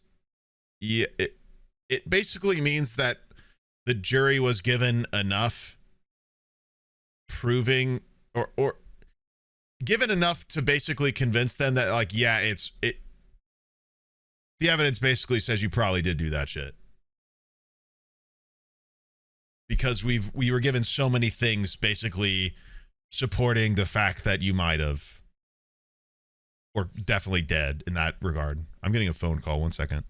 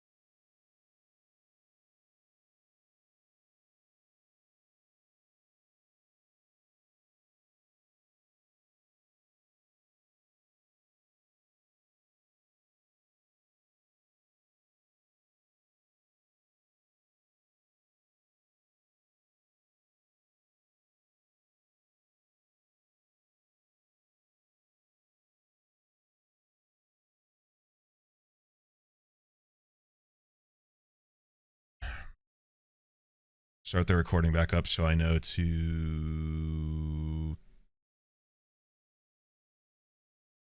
you know. Finally found a chat that's normal. Let's go.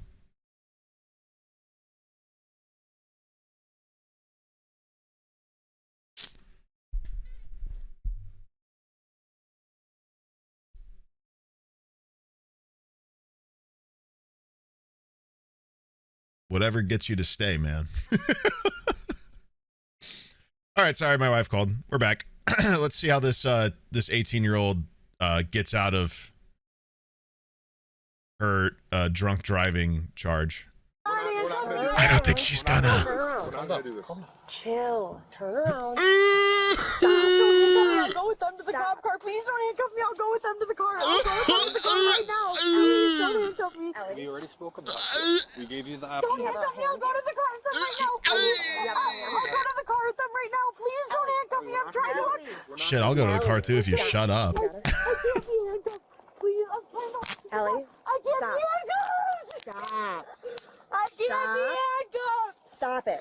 It's One officer informs Ellie that she's being placed under arrest when this scene really takes a turn. I'll go to the car. I can't be handcuffed. Ellie. It's okay, too right now girl, you're it's being placed way under too late. arrest, okay?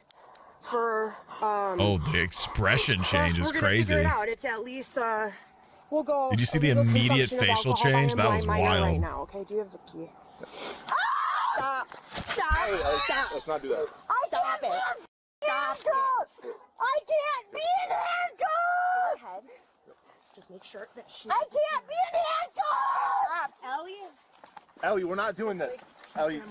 Oh, it's going south real fast. We're not doing this. Wait, she's wearing a Mizzou shirt?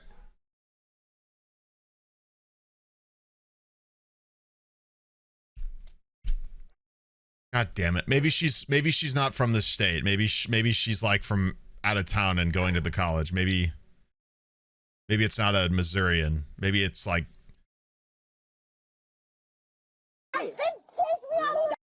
Come on. With this situation escalating, deputies work together to get Ellie into a patrol car. Wait. Ellie, stop. Take me out of the handcuffs then! Listen to me. Take me out of the handcuffs! Ellie, stop. Take me out of the handcuffs! Stop. I got her. Take me out of the handcuffs! Ellie, listen to me. Stop. Take me out of the handcuffs then. Ellie, take me out of the handcuffs. Ellie, stop. yeah, this'll work. Take me out of the handcuffs then. Yeah, that'll do it. Do you know how much? Yeah, that'll do What's it. end up happening? Ellie, take me out of there! Yeah, that'll do it. Ellie, stop. Take me out of there! Yeah, that'll do it. Yeah. Take me out! Maybe if I yell at the cops to take them off me, they'll listen. Yeah. That'll do it. Yeah, I think that'll do it. Take a deep breath. Listen to me. Deputies try to calm the suspected drunk driver down. Suspected. This tuned-up teen has other ideas. Chill. You have to chill out. Please take off the handcuffs. Okay. Please. Right now, I can't. You know why? I'll sit here if you take off the handcuffs. Okay. If not, I'll run out. Surprisingly, that offer doesn't go over well with deputies. Are you And it isn't fucking long stupid? until Ellie gives them another ultimatum. How about we try to do some breathing, okay? Well, that's absolutely a Mizzou sweater. God damn it. He can't buckle me if not. He can't buckle me if not. We got her leg up, dude. If you keep fighting like this, my sergeant's on his way here, and he has this device called the wrap. Okay? Oh. And it completely restrains you. Listen to me. You have to listen. You guys know how, like, you guys see how, like, in planes when people are, like, a public nuisance and they have to, like, saran wrap restrain them? It's basically that. To me. If you can't But, calm like, yourself down, way more I am gonna have manufactured to, like, I don't want to do that. not Because we're be as calm and we're ridiculous talking right looking. now. I mean, it's still ridiculous, Okay? but So we have to stop. Okay? we might see it You here. have to stop. We might. I actually Take would some love to deep see it breaths. Let's here. do some grounding. Can we do some grounding? Can we do some grounding together, Ellie? Again, deputies try to calm down the suspect, and, well, let's just see how she reacts. I can't wear them. Ellie. It feels like I'm going to Utah! Ellie, stop. Ellie, if you do that one more time, I'm going to put you in the wrap. Stop it. Okay? Then please take the handcuffs off me. Then you're going to get put in the wrap. Those are your options. If Please? You bang your Remind head me one to more avoid time, I'm gonna Utah. put you What in the wrap. hell? Please take the handcuffs Is that off. real, chat? After deputies give Ellie Anybody multiple warnings, anybody go to Utah and I'll feel give like you this? one guess what happens next. Just because you're with the law does not mean you can touch me without consent. You can't touch me Girl. without consent. Ow! Ow! Let him set it off You first. Can't and then we'll bring her out. Touch me without my assumption. Consent. Yeah, that's exactly what he's doing. So we'll set it up and then we can just lift her. Deputies bring in the wrap to further There- restrain our suspect. Take a look. Just to keep her in there. There it is. This thing is Deputies get the crazy, device bro. set up and take Ellie out of that patrol car.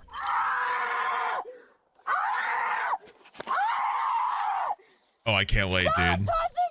Wrap her feet right you guys are old It's like a. Stop! Hit me. Careful, watch your head. Stop touching me! Watch your leg. All right, I got the head. If you guys. Okay. This would be so stressful as the police. I can't lie, this would be stressing me the fuck out. Stop fighting. Let me do verbal. Ellie. You have to stop. Let me go then. Ellie, you gotta take some deep breaths. Did he say she's trying to bite him? Oh, probably. If she's doing all this, she's definitely trying to bite him. Let me stand. Stop trying to bite. Stop trying to bite. It takes 5 deputies to restrain the 18-year-old, and once in the wrap, Ellie keeps it up. How's that? That's great, dude. If she's Is like, that on your stomach? Can you get it anymore? Not too hard. aw, they're tucking her in. Ellie appears There's to a spit sequel? at deputies, and that's not all. No way. Hey, Send it everybody, after we're we're gonna done get here. Right back to that body cam Do in just a minute, but here's a not question hit. for you. What a lot of the body cams on this channel make clear. You I don't stinker. Easily start a claim at You stinker. forthepeople.com/LCBodycam. He's gonna double check your Ellie, cuffs, Ellie. stop digging your fingernails. I cannot believe there's a sequel. Okay, you can send it after we're done. So bad. He should have checked them before. He's going to double check He them. should Just have relax. checked. He should have checked them before putting them on me. I don't think. I think she's gonna be hitting her head against the side. I think ambulance transport might. Shut the f up! No, I can't go in the ambulance. I will not in my head. I can't go in an ambulance. If you call my sister right when you get the. Hey, Ellie. I can't go in an ambulance. My stomach hurts. Stop. Let go of my stomach. You gotta stop. Can you please unbuckle the belt on my stomach? If only this situation was avoidable. What a shame. Ellie. It hurts. Stop. You have to take some deep breaths. It hurts. What hurts? My stomach and my wrist. Okay. I've been telling you this. You guys don't listen because you guys are insensitive. Well, resisting. I mean, they've been What the f? You want to? they've been trying to be real calm. Please just call my sister. Can't lie. Please, she was supposed to pick me up anyway. I wouldn't have gotten in trouble because I didn't. We'll go back to the PD and do complaints. Yep. Okay, yeah, we'll just yeah. What? One. Oh well, if you're getting picked up, you're free to go. Dude, I'm gonna bring you guys to court and do complaints. It hurts. Did anybody catch what she said? I'm not. Once wrapped up, Ellie is put into that patrol car where she Oh, yeah, has an overalls important on. question for deputies. Who has my vape? Who has my vape? Who has my vape? Who has my vape? Who's gonna answer? Who has my vape? Girl. And Ellie doesn't stop there.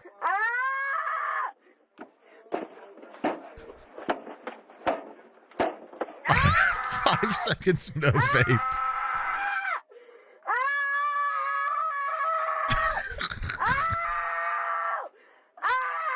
I wonder what's hurting.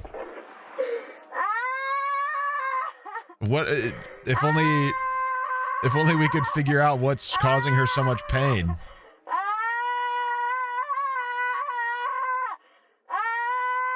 Maybe she got a headache or something. I don't know.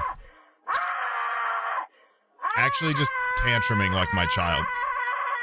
Actually just tantruming.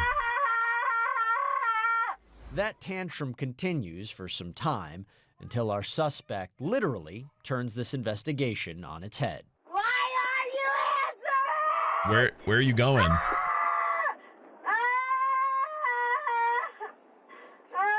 Where'd she go?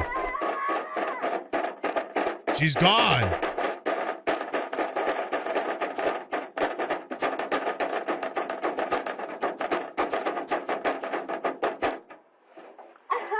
I'm stuck.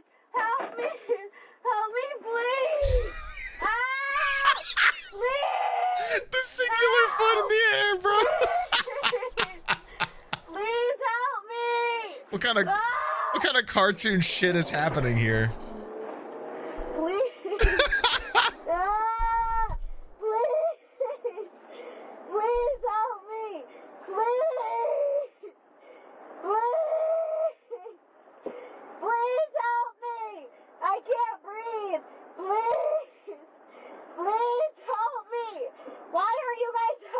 The sock 3/4 of the way off too.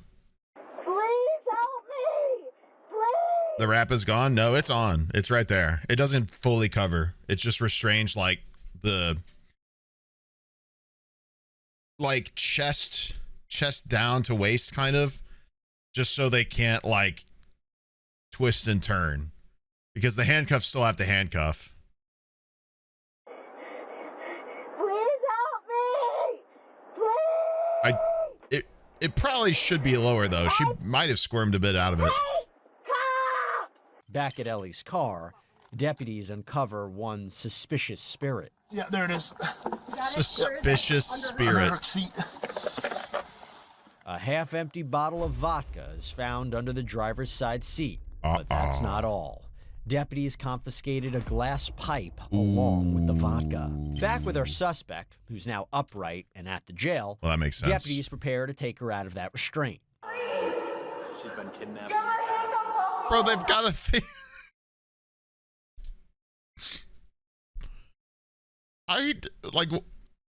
Just going, like, stating similar to, like, last video, how do people that have these sort of things,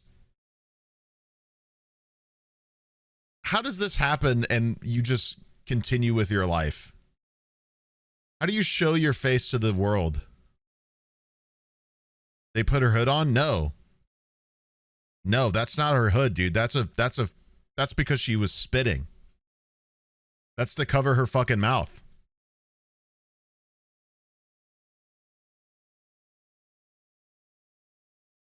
Mm-hmm.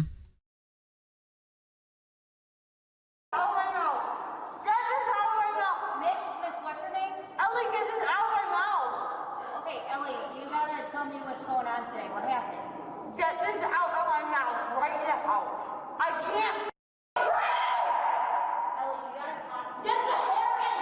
I can't talk hair in! Out of my mouth! I can't talk in my mouth! Get it out and talk! Get it! I feel like after 5 minutes of trying this strategy, you do something Once else. unwrapped and inside the jail, our suspect lets them know she might know a thing or two about this situation. Really? Black is important to be black to know what's going on. Look, I'm not stupid. Ellie is taken to a holding cell where she's informed she'll be spending the night. Let's see how that goes. What's your question? No, in the morning. In the morning. Why not tonight? They told me tonight. No, you have to see the judge. What if I can't see my parents? What's that? If my parents bail me out tonight, if they bring me to the judge? No, you don't have a bail until the judge sets it. You'll be fine. True. You'll be fine. No, I won't! You'll be fine.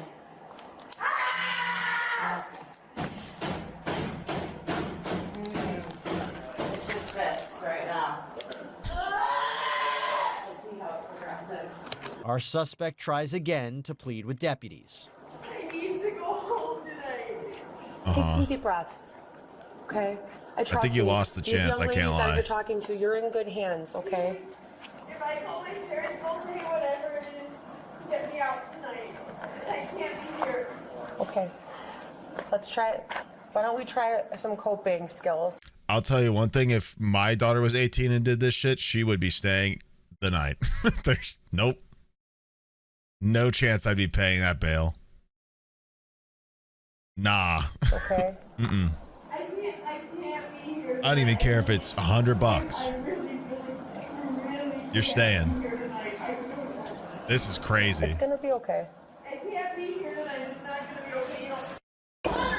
You don't Ellie Masukevich was charged with DUI, 5 counts of aggravated battery on a peace officer, resisting arrest, and illegal possession of liquor by a person under 21. She later pled not guilty to the charges, and that case is still pending. I'm going to book you in a little while, okay? I'm going to give you 3 free phone calls. But listen, you're going to be down here just for tonight. You're going to listen, Ellie. Ellie, listen to me. It's just for tonight. Listen, Ellie. I know, but is there anyone you can call? Okay, but listen, come by the door so that I don't have to. Listen, unfortunately, you're gonna have to spend the night. No, I can't. Ellie, listen for a second. Let me talk. I know, Ellie. I know, but listen, Ellie, you're not gonna go anywhere. You're just gonna be here. I'm gonna be here all night long. Listen, Her dad's a lawyer. Oh my I god. understand, but you have no choice.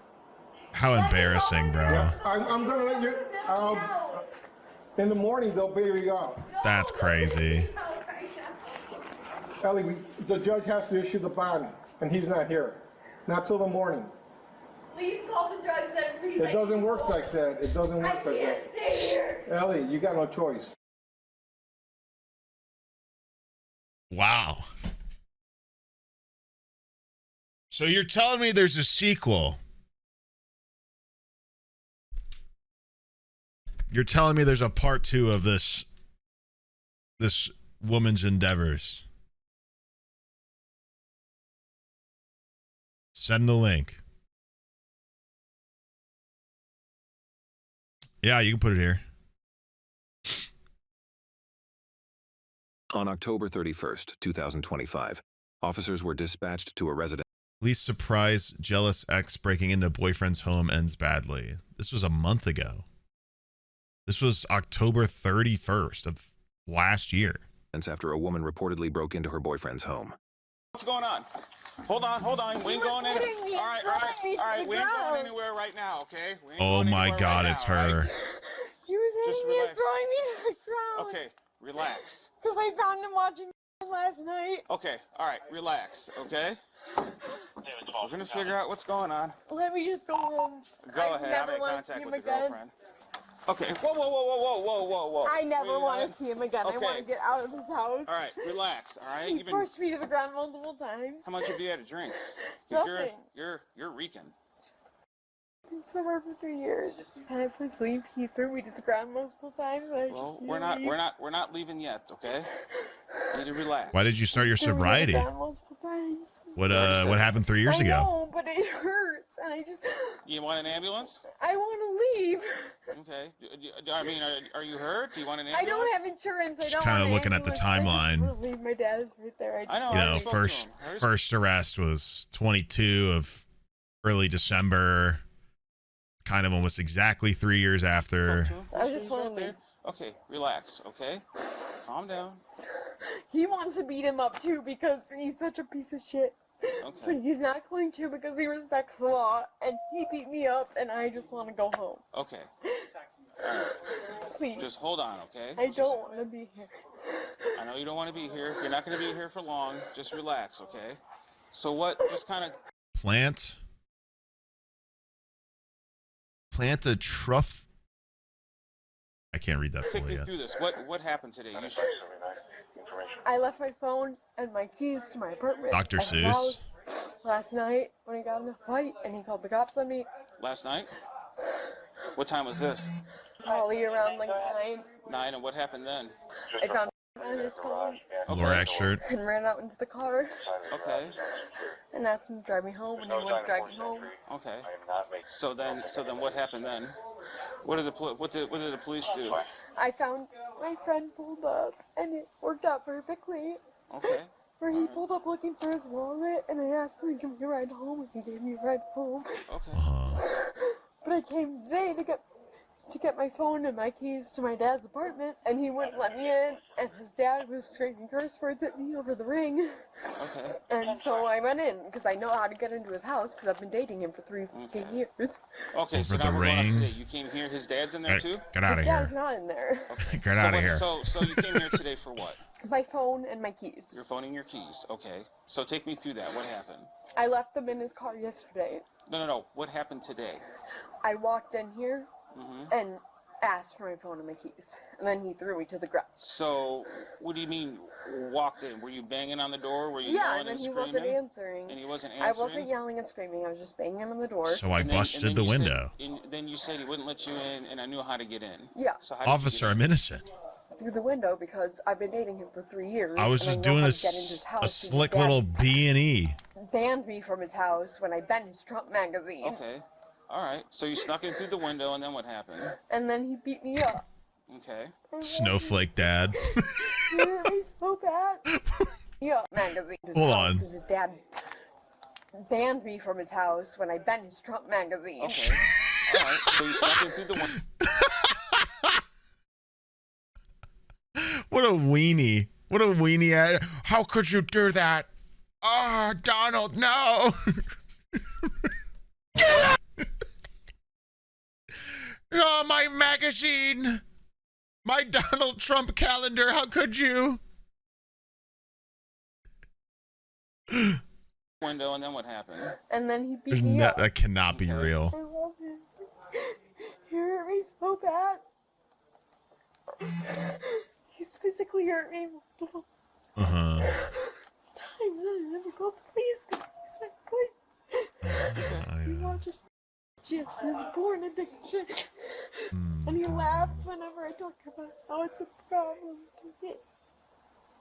Okay. All right. His dad took him to a strip club. His dad took him to a strip club. Okay.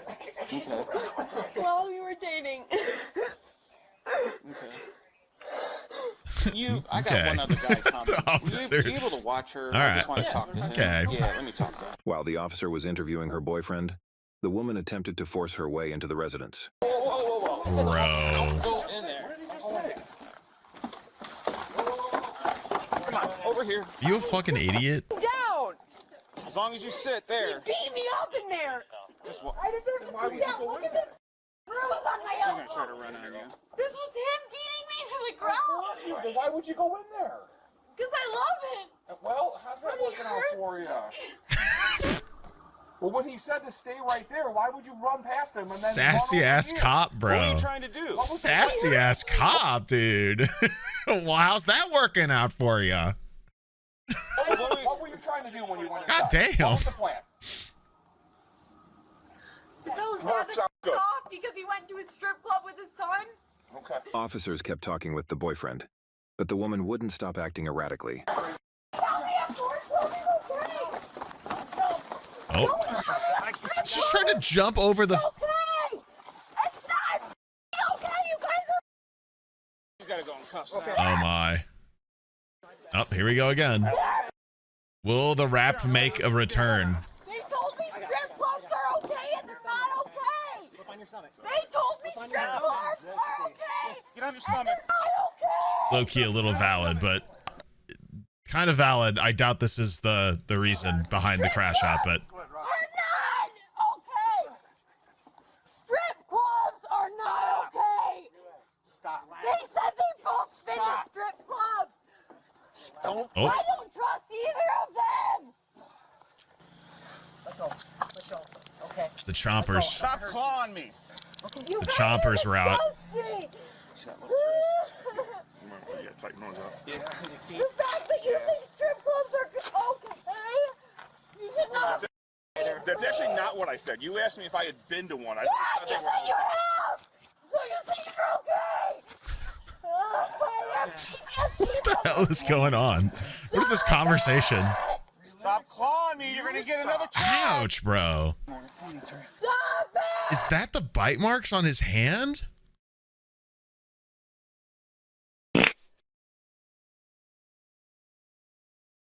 I sure hope not. I hope that's like some other scarring, because like, god damn. That's a deep one. I mean, that is 2 front teeth, if I'm not... That's... Stop clawing me. You're gonna get another charge. Can you guys please just loosen them a little bit? I've been hitting. You know. That, no. No. All right. Go up. Go up. Yeah. Actually, you know what? Stay right there. Can you keep her there? Yeah. Keep her there for a minute. You said you've been to one. Why did you go to one? Do you have a wife? Do you have daughters? I don't have Frank? What are you doing here? Yeah, so you f***ed up. Have you been to a strip club? No. Good. Have you said you haven't. It's disgusting. Those girls don't want to see you. They just want your money, you idiot. Yeah, and you're a idiot. His dad took him to a strip club. His dad's disgusting. The cop's just gonna go home like... Not an idiot. And then he This beat doesn't me give up. you a right to treat us the way you just did. He beat me up. And you guys didn't invest in me. We're still investigating when you Go start where trying to love. jump off. We're gonna get away together. What do you no? Club and it made me want to jump off. Kick. No. Not kick. Should kick the deputy. You're gonna get arrested. I'm just trying to fix my applesauce. I can't. What? Alright. Alright, she ain't going anywhere now. I don't know. Alright. Guys, good. I talked to the guy real quick. Yeah. Well, I thought we were before too. So. Can you please loosen these just a little bit? I got handcuffs and They're nice and loose. They're really not. I got scars from handcuffs, Listen, man. I I got can fit- fake kidnapped. Okay, just stop moving around. I can fit my entire finger in them. I can't though. Can you please? They're far too loose. They're actually too No, loose. they're hurting me. I wonder where the handcuff scars came from. They're really fucking hurting me. I heard you. They're not for comfort. They're not designed for comfort. Yeah, and I got kidnapped in them. Just sit still. You'll be fine. And now I'm getting kidnapped. Fake kidnapped. You push me a little. Fake kidnapped. Sometimes I just want to leave. How'd you get here? Important. My dad drove me. My dad's right out there. I want my dad to drive me home right now. The dad's just out here he's just over there witnessing this?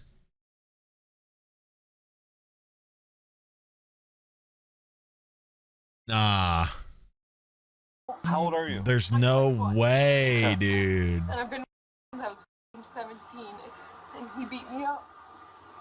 Can I? Wow. Please just take. I'll keep the. She's gotta be lying. There's no way her parent is just there I mean, it's not necessarily witnessing my decision, this. but I would, if it was my call, I wouldn't take these off. Can you please at least loosen them a little They're bit? loose. Please?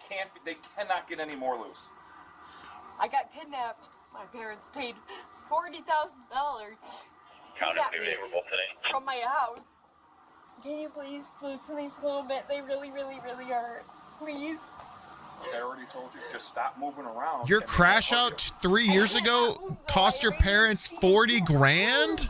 No, you should have thought about that before you pulled all this shit. Nope. You should have not You'd stay in beaten me jail. up inside. You should have I just given agree. me my phone and the keys. I agree. It doesn't And give you an not excuse to beating do me this up.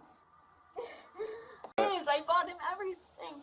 He just used me for We were trying, stuff. before she tried to jump off the railing, I was trying to tell that, because she lives in Colorado. Did you see that? I'm like, Yes! I bought a plane ticket. You haven't even Not a Missourian. Let's go. came here to spend the weekend with them. And I bought him a concert ticket. I'm like, what are you doing? So we were. Well, there's And I bought him a concert ticket too. Find somebody else. there's probably plenty bad Missourians, to be fair. Colorado. And I love him. Somebody had And asked. he hates Her me. dad lives in Lakes, alright. So Uh-huh. I'm assuming that's how this is happening. But she said she lives in Colorado. I don't know. I just moved there 2 months ago. Oh, okay. Fuck. Can you just stand up for me? Fine. There's still a chance. Alright. Watch the stairs. No, I'm gonna go with my dad, but can you please? No, you're under arrest. Well, home invasion started. No, I'm gonna get in the car with my dad. No. Oh, I don't know how it's on no, I'm gonna go with my dad. Girl, you've got such a devoid, such a reality, such a warped mind. Here to get my phone and my keys, and didn't want to give them to me, so I had to go in the way I knew how to because we've been dating for 4 years. But did you guys hear that he stole my phone and keys? Oh yeah, oh yeah. Can you take me to the hospital instead, please? I hurt my head. Yeah, please, can you take me to the hospital? My head hurts. That's on camera. I know it's on camera. I can see the camera right there. My dash cam has 10,000 views, 10 million views. It's ruined my life. And if it's a way he taught me to get into his house, I don't think it's home invasion. He taught me how to get in there. So, if anyone should be going to jail, I'm it's sure. his dad. I'm sure it's. I knocked on his door multiple times. I rang his doorbell. He didn't answer it though. Yeah. Why are we? Why is there a sequel? There's no evidence that you got beat up. Look at the video camera in his house. You broke into his house, damaged property, and woke him up. The woman was charged with aggravated battery to a peace officer domestic battery, And you criminal bent damage his to dad's property, Trump and felony criminal magazine. trespass, as this was the second call involving the same parties within the past 2 days. The boyfriend did not strike her. He restrained her by holding her in a bare... Guys, please just get me or somebody else to do AI, to do voiceovers, dude. I cannot stand this. I'll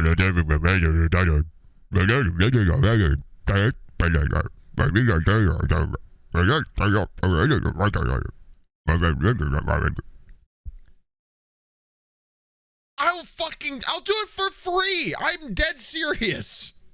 This shit's it's so bad, dude. This is it's the God. hug while she struck him and attempted to bite him.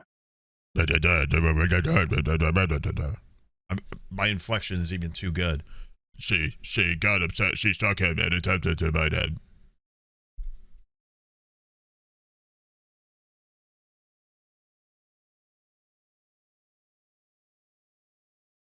Nice. I mean, that's crazy, man. Oh,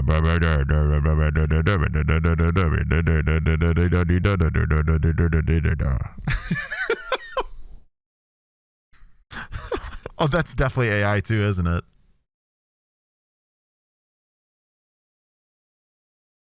It's got that look about it. Got that look about it.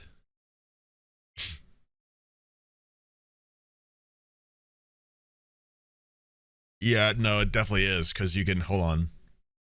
These are different. These are different. These are different. Like, they're artistically different.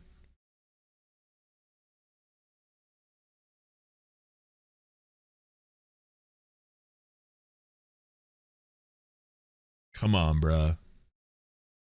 I mean, how can I watch a video and be interested in what the person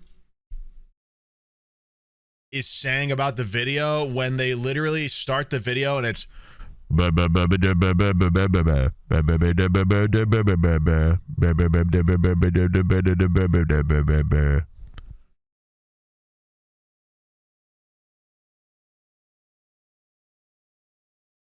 I a fucking caveman? Why am I getting unga bunga'd at? Can I have some person actually like... Can I have a person? Swear to God, dude. Like, what are we doing? Why is it all the time with these fucking true crime channels? It's unbearable. Like, I would have clicked off this so fast if not knowing who this was and needing to see the sequel. I don't know, man. It's crazy. Like, so many, not even this channel. There's so many other channels too that like, they do such a good job. Dreading, love this guy. But then like, they don't even give it a guy to do the voiceover. It's just,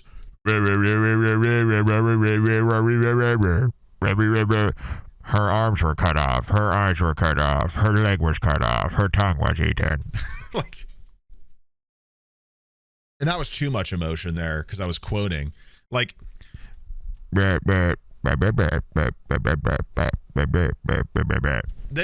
literally talk like a person, like holding up like a piece of paper to recite their speech, except instead of like Cliff Notes, it's just word for word, and they didn't study. So they're just like, a woman was arrested Monday morning at 10:30 p.m. on a Friday night on 2025 because she entered a building illegally of her boyfriend, and they were upset at her for breaking and entering the building. Fuck you, man. Like, fuck you. It's so annoying. God, it's so annoying. No character, no emotion, no inflection, nothing. Gross. Do better, man. Let's watch a good video from a good channel because we know this channel. It's dreading. We love dreading. 11 days ago, evil stepmother traps stepson in house for 20 years.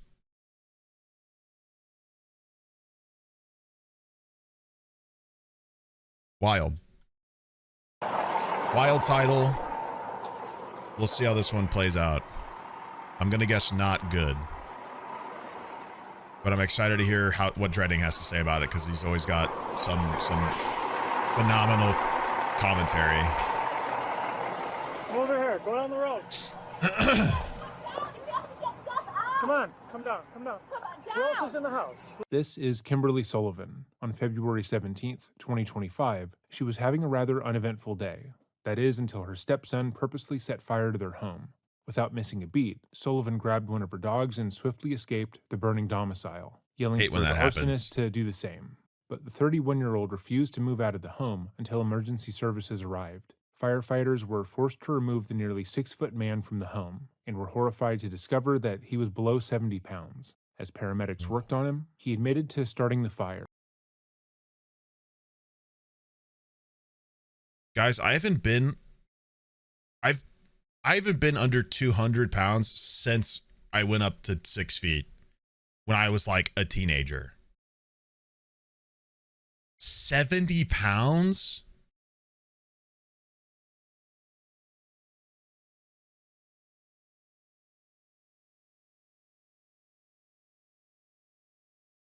Dude, like that's a child weight.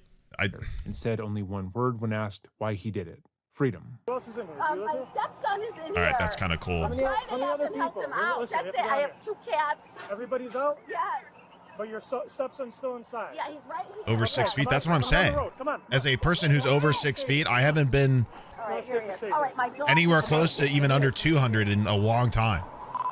It's just almost impossible because just the mass from the height and width of my body.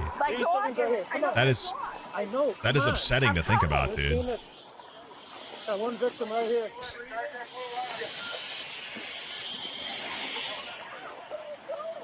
Were they wait. I'm coming. Come on. My dog is. I know my dog. I know. Come on. I'm coming. You're seeing it. That one victim right here. Oh my God, they're carrying him. I need you to stay over here. Dude, this poor guy.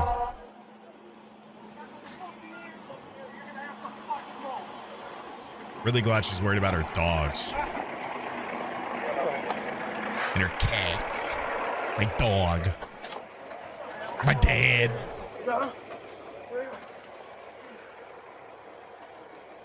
Welcome back to another episode of Dreading. Or if this is your first time here, it's not. Welcome. Today we're going to be covering the slowly progressing case of Kimberly Sullivan. This will include the arguments her attorney is putting forward in court and the frankly horrific nature of her crimes. This is not the first time we've covered a case of parental abuse or a case of parental kidnapping and neglect, but this is one of the worst we have come across, despite the victim ultimately surviving. With that said, if you are sensitive at all to stories of that nature, I would urge you to click off of the video now. Your mental well-being should be the utmost priority for you, and if you can take anything away from this video, let it be that. God, this channel is so good. Dude, I love this guy. Topic was initially requested via our Patreon, as one of our supporters felt it bore a striking resemblance to the case of Lacey Fletcher, Timothy Vander Ark, and Rudy Farias. This is just exactly like how a true crime person, creator, whatever you want to label it as, this is how you should be conducting this sort of thing. Like, with respect to the victim, with respect to the viewer, with reality of the situation, with the safety of each other in mind. Like, that, I don't know. I think he does a really good job. Video you would like to see made on the channel or a topic you want to bring more attention to, let us know by emailing us at dreading.official@gmail.com. We're consistently combing through your suggestions and adding them to our list so we can begin our research process. But be aware, we are a very small team, so it will take us some time. Dreading.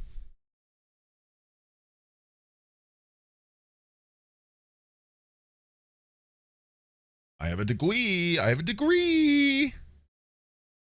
I'll help. Smile. But with all of that said, Let us begin. The identity of the victim in this case has not been made public for his own safety and well-being. With that in mind, That's valid. we will be referring to him as S. According to News Nation, S was placed in his father's custody after his biological mother determined that she was not capable of providing him and his sister with adequate care. This was not a decision she came to lightly, and she hoped that both of her children would have a better life than she could provide. Her sister was placed into foster care, where she would go on to be put in custody of a loving family. S was then placed into the care of Craig and Kimberly Sullivan, his biological father and stepmother, and it was there where his torture began. According to the police interview that the 31-year-old gave while in the hospital shortly after the arson, he would begin drinking toilet water at the age of 3. While in the hospital shortly after the arson, years old. he would begin drinking toilet water at the age of 3. Neither his father nor stepmother was concerned about his physical health or general well-being, to the point to where they would limit his access to food and water as a punishment. They were considered luxuries, to the point where he would state that drinking water out of the toilet became second nature to him. It was the only consistent way he could get water, but even that was limited. The couple would put locks on almost every door in the home, barring him from leaving his room or whatever room they gave him access to.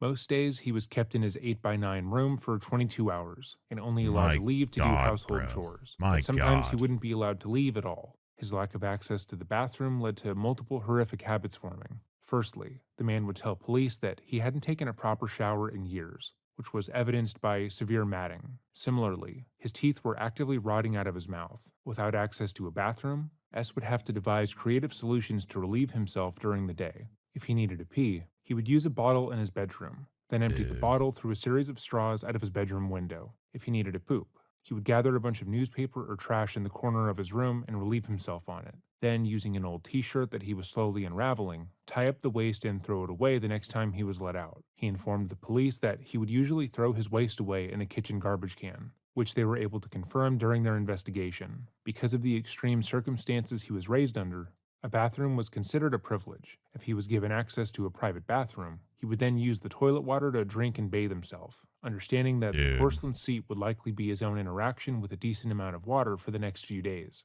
His small bedroom didn't have access to heat or air conditioning, but it did feature a small window where he could look out on the world. One neighbor would tell the news that they were unaware that S was living in the house for 20 years. They recalled that their daughter had once told them that they saw a little boy waving at her from the window overlooking their backyard while she was playing, and that the boy looked extremely frail. Because the adults had not seen the child, and neither Kimberly nor Craig claimed that they had a son, they surmised that their daughter had simply let her imagination run away with her. It was only after the fire that they realized the gravity of what she had seen. Police believe the sighting had been legitimate, and he had probably been an older teen at that point, but looked considerably younger due to malnutrition. That's the Sullivans so hadn't upsetting. always isolated S to the home. When they first got custody of the boy, they had enrolled him at Barnard Elementary School in Waterbury, Connecticut. Multiple members of staff at the school would come forward and talk about how they had raised alarm bells around the young boy, believing that he was being heinously neglected. The former principal, Tom Panon, would tell NBC Connecticut that the staff had called the Department of Children and Families at least 20 times in the 6 years the boy was enrolled there. His classmates would also raise concerns about the boy, and the exact number of reports into the Sullivans is unknown. The school staff noted that he was extremely small and thin, and The was fact that there was disturbingly any. territorial about food. At the age of 5, he would regularly be caught eating out of the trash and scavenging for his classmates' food.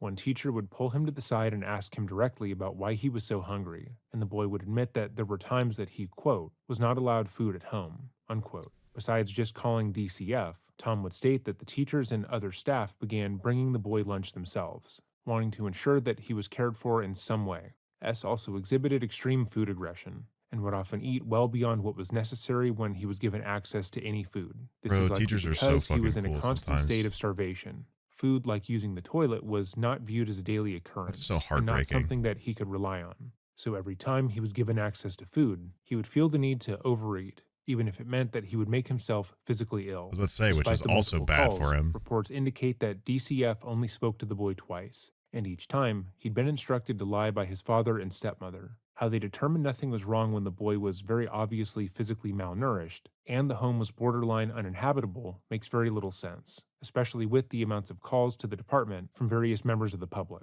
The abuse in this case was extremely obvious to the adults who were present, so much so that they spent their own time and the little money that they had taking care of the little boy. What But a after failure, the boy was dude. questioned What when a he was 11 failure. years old, he would be pulled out of the school. In April of 2025, the police would Wait, what? 11 and the little money that they had, taking care of the little boy.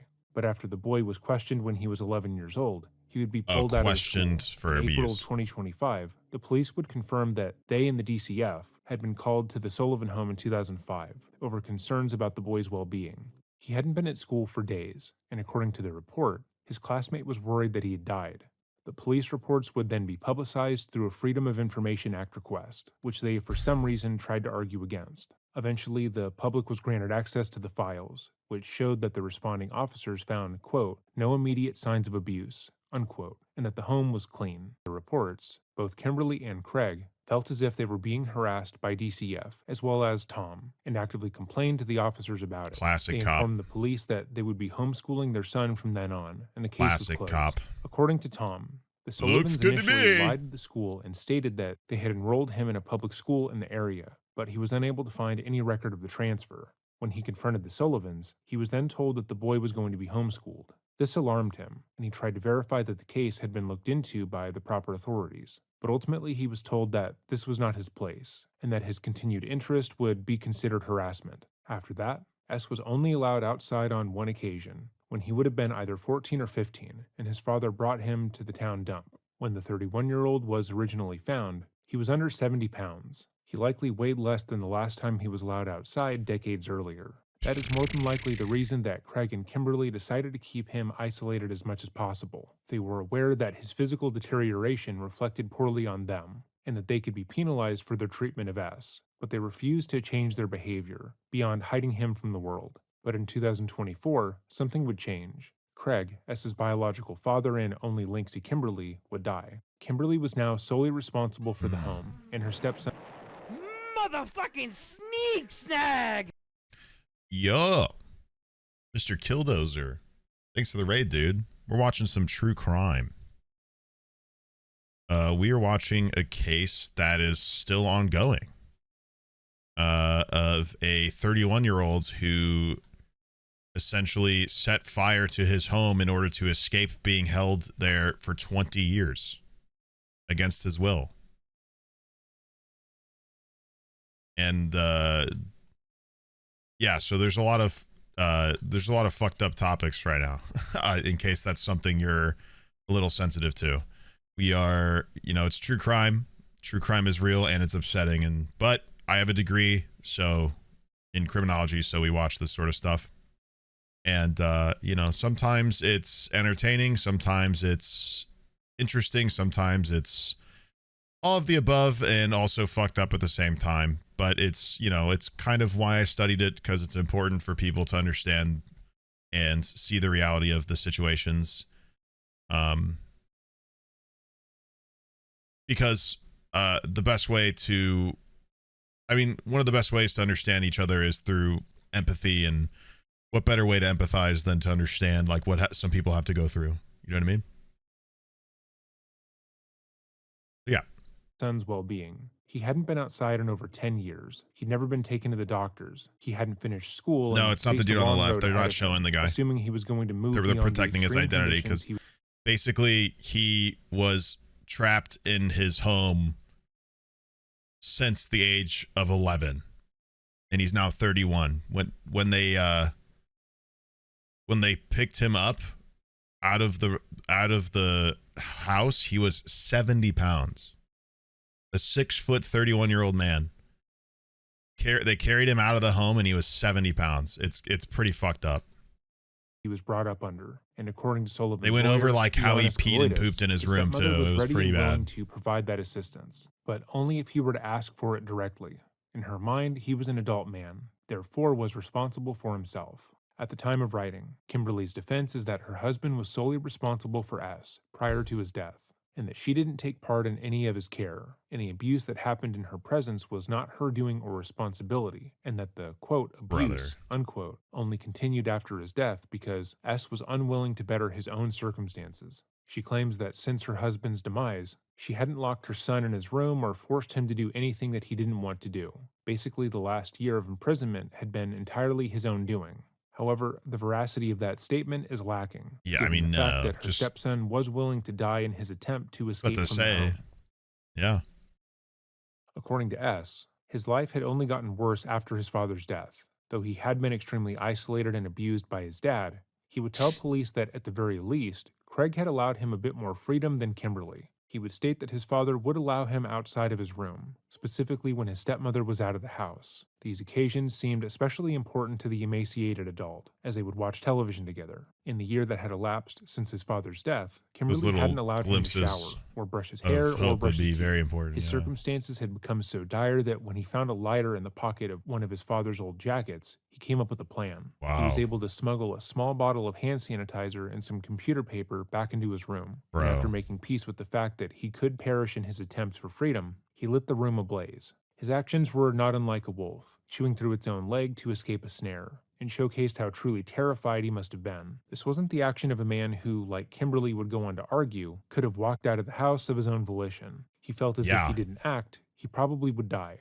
Kimberly would be taken into custody on you March could just 12th, walk out, why even do 2025, that? a month after the fire, and would be charged with first-degree assault, second-degree kidnapping, unlawful restraint in the first degree, cruelty to persons, and reckless endangerment in the first degree, which she would plead not guilty to. Her lawyer would state that there is virtually no direct evidence against Sullivan, besides S's testimony, and that her intention is to fight against the accusation. Despite them having to carry a 70-year-old grown man out, or a 70-pound, 30-year-old man out of a house. She will likely take the stand. Who set the house on fire so he could leave it. It seems that Kimberly doesn't feel as if she's done anything wrong.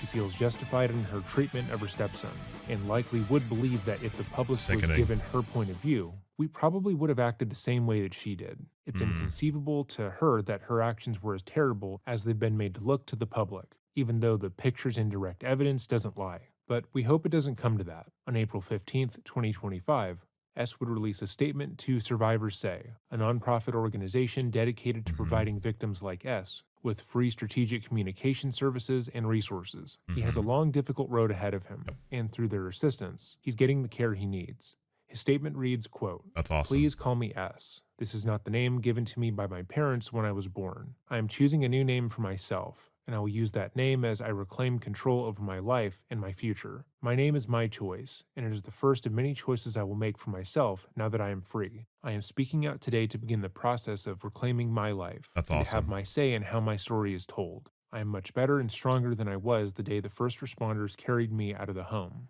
I am beyond grateful for the care I have received since then. To all the healthcare professionals who have helped and nurtured me, thank you. In addition to all of your care, I appreciate the chance to have my first ever birthday party to celebrate turning 32. I also want to thank the first responders, the law enforcement investigators, and everyone who is working to hold those responsible for my abuse accountable. Thank you to everyone at Safe Haven Waterbury and everyone who has given to the GoFundMe page that will cover some of the overwhelming expenses I will face in the weeks, months, and years to come. Bro, that makes me tear up a little bit. I'm grateful to the conservator and my attorney, who will help guide The me fact through that the a legal dude process can't have a ahead. birthday party They've been until he's invaluable to me, 32. and I am grateful for their tireless support. Much has already been said that tells part of the story of the abuse I endured. Someday, perhaps my whole story will be told. You just hate that for his inner child, Unquote. man. As of today, the trial of Kimberly Sullivan is still pending, although just there hate that was for his one everything, notable dude. ruling in the case that we feel very strongly about. As S mentioned, he changed his name in order to feel a sense of safety and reclaim a bit of agency in his life. He no longer wanted to share his identity with the people who abused him.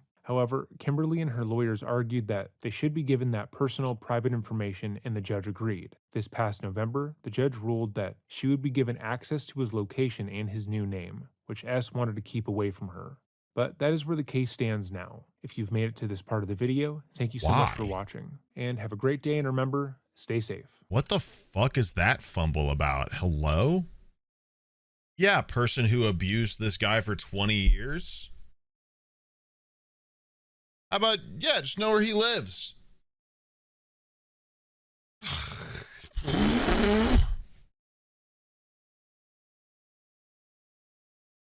Well, I am, yeah, I feel awful for him.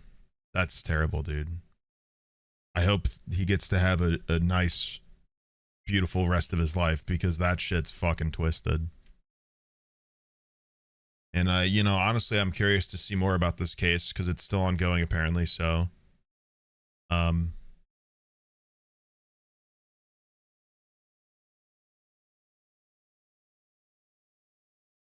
I have no idea what the reason is. I would love to see that because usually the judge has to state why. I'm curious where that is. Don't know. I can't imagine Dreading wouldn't have put it in the video if he had found out like what the reasoning was. You know what I mean?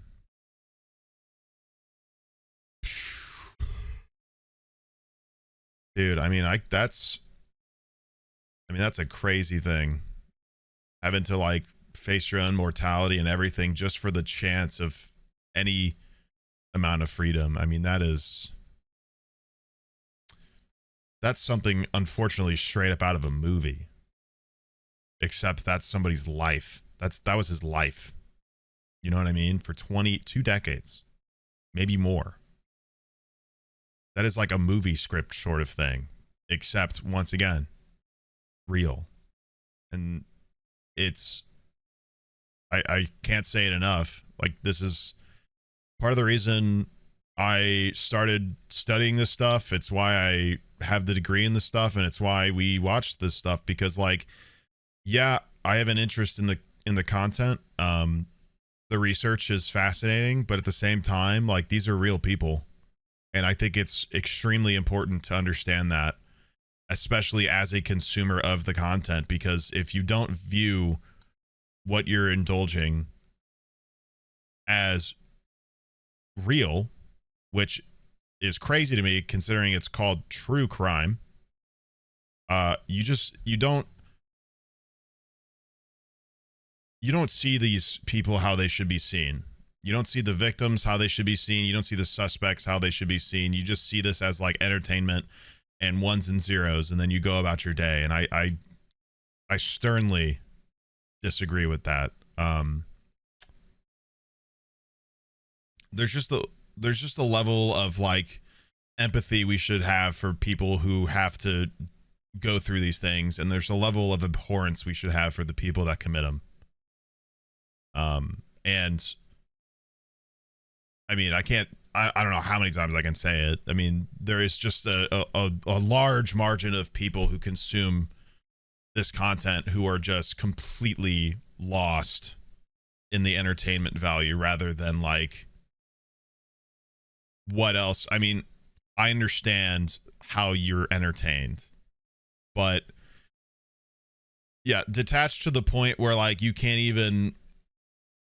don't even see what you're consuming as real life because you're so detached is just beyond my grasp of reasoning. Like, it's so... I don't know, man. Great job as always, Dreading. Great video. Love that guy. I don't know if he even knows I watch this stuff. I don't even know if he sees this video.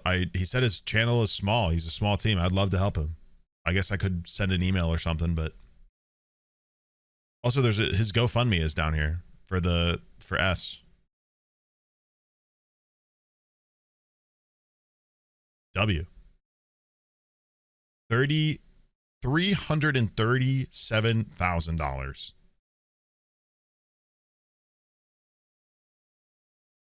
And I can't imagine him making this video isn't helping.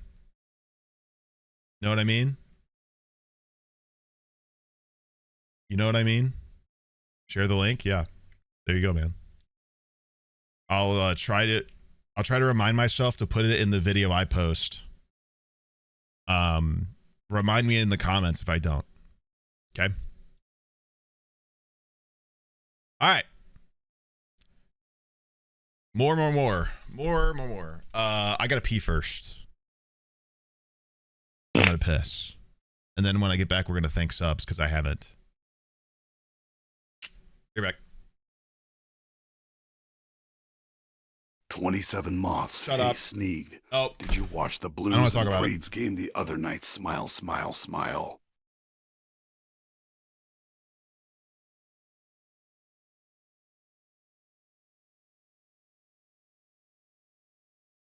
We're not fighting about our hockey teams when we're both in the same dumpster that's on fire. Leave me alone.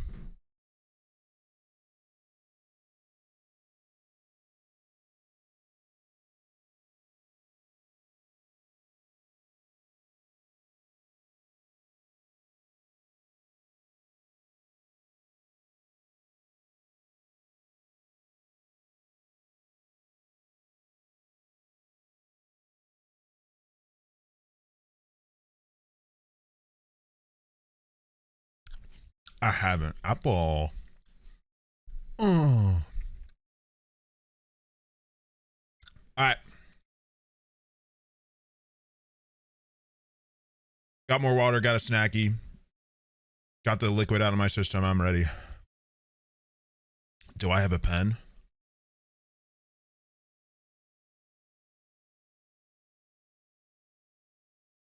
I don't think. What? Sharpie pen. Apple pen.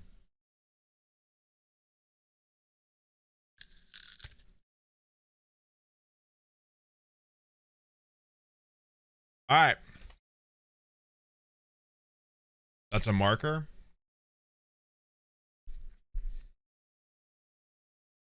I guess it does say permanent marker on it.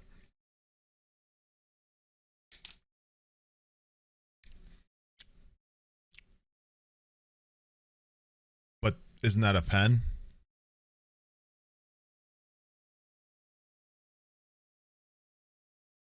We're not getting into this. We're not starting this. All right. We're going to watch another video by Law and Crime Investigates how cops tricked this teen into a confession. That's, yep. I know you were involved in an incident a couple Fridays ago at Dollar General, okay? What happened to the gun? I'm calling there's going to be an AI voiceover right now. I can feel it in my bones. It was a shocking crime in a small town where everyone was a familiar face. Particularly standout student athletes. The evidence seems irrefutable. Multiple witnesses identify the same suspect, and he actually confesses to be the gunman. What happened to the gun? Threw it. Where'd you throw it? In the trash can. Yet, he has not served 1 day in prison. How's this possible? Waukegan, Illinois. It's a place where everybody knows your name. Neighbors and friends, everyone is a familiar face. Like many quiet small towns, you'll find a tight-knit community that enjoys its historic landmarks, beaches. Basketball holds particular significance in Waukegan. The Bulldogs games draw attention from students, I'm going to mute families, so I can eat and this the local apple. I community. feel like I'm going to be annoying. Sorry. That quiet comfort of small-town living was shattered on a cold day in February 2022, around 7:15 p.m. at the Dollar General on Grand Avenue. It becomes a day marked by violence and fear as a 19-year-old store clerk, Elvis Ramos, faces down the barrel of a gun. This incident began when the hard-working and unassuming young store clerk was forced to confront a suspected shoplifter. He asks the shoplifter to leave. Things escalate, and the man leaves the store, returning with a gun. As Ramos tries to shut the front door, the gunman fires. The bullet pierces Ramos in the skull near his right eye. Cloaked in the anonymity of a mask and ensuing confusion, the shoplifter disappears in the chaos and terror, igniting a manhunt that grips the city. Waukegan police spring into action, canvassing the area, gathering evidence, and desperately piecing together the I fragments wonder why they of would what be very happened. vague about the if he police survived or department not. releases surveillance photos of the suspect immediately, and the community pitches in to help solve the crime, with multiple people pointing the finger at the same person. The Waukegan police zero in on their prime suspect, a towering, thin-framed, 6'3", 155-pound basketball player named Martell Williams, a 15-year-old freshman at Waukegan High School. With time being of the essence, officers burst through the doors of the school, navigating the hallways of teens in a fervent search for their suspect. The lean and lanky teen gave no resistance as the handcuffs were wrapped around his wrists. He was arrested and escorted away in front of his classmates and teachers, who were left in stunned silence by what had just unfolded in front of their eyes. Even more stunning is what happens next. Police announced that 15-year-old Martell Williams has confessed to the crime. I know you were involved in an incident a couple Fridays ago at Dollar General, okay? I know a lot about that incident, okay? I've watched the video. And yet Williams walks free today while Elvis Ramos continues the battle to save his right eye. How is this possible? He survived.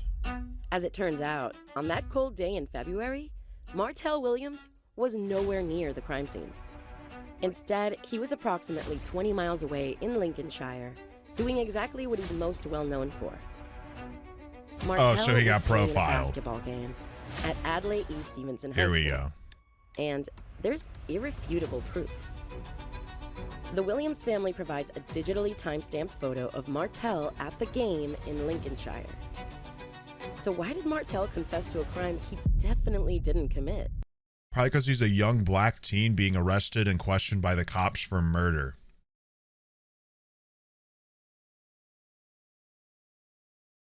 Not exactly a great position for him.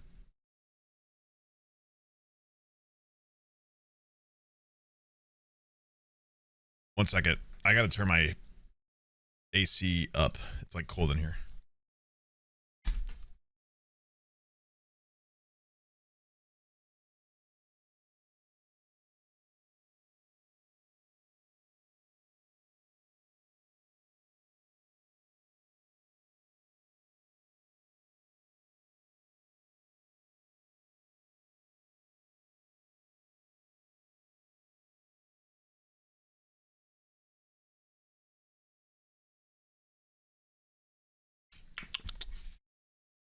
Really weird. It says it's 67 in my room, and it does not feel like it. I feel very chilly.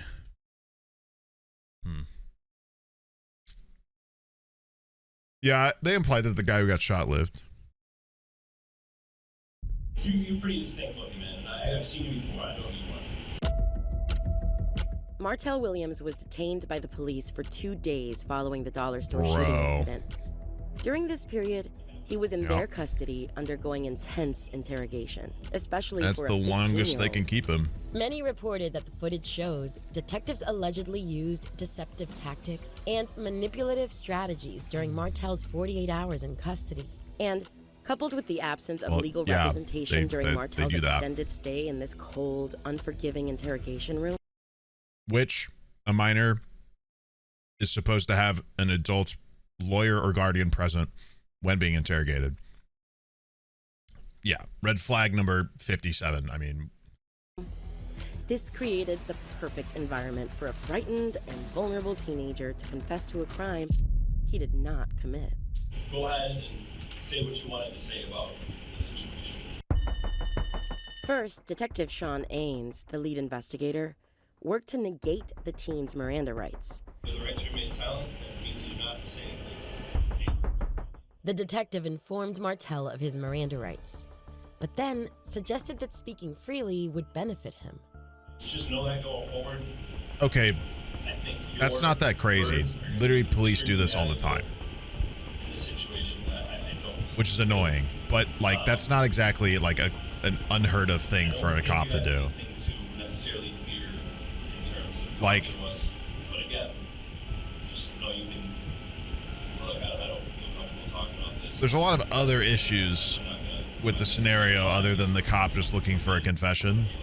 Kind of like what they try to do here. Sadly, many officers still use this tactic in order to encourage minors to waive their rights and also to make them feel that without speaking to a lawyer, Well, they might receive a more favorable I guess that's fair. Maybe it is. Martell, Maybe it was to not have a possibly lawyer feeling present. reassured by Ames' That's fair. suggestion that honesty would remove his I kind of burden, forgot that would waived include his that. rights without fully bad. understanding the implications. You need something. Excuse me. You go to the bathroom. You need something or you don't understand something he's talking about. Just ask me. Okay? I'm here on behalf of you, not him. Realistically. Wait, what? There is an adult present? Okay? I'm here on behalf of you, not him. Realistically, lawyer coming here within the next 5-10 minutes, that's not going to happen. So if you want to have a lawyer, that's cool. But again, this conversation's going to end for right now, okay? Well, not if he doesn't say anything. No, I have to ask you if you want to have a That's another cop, though. How does that say? Scene unit?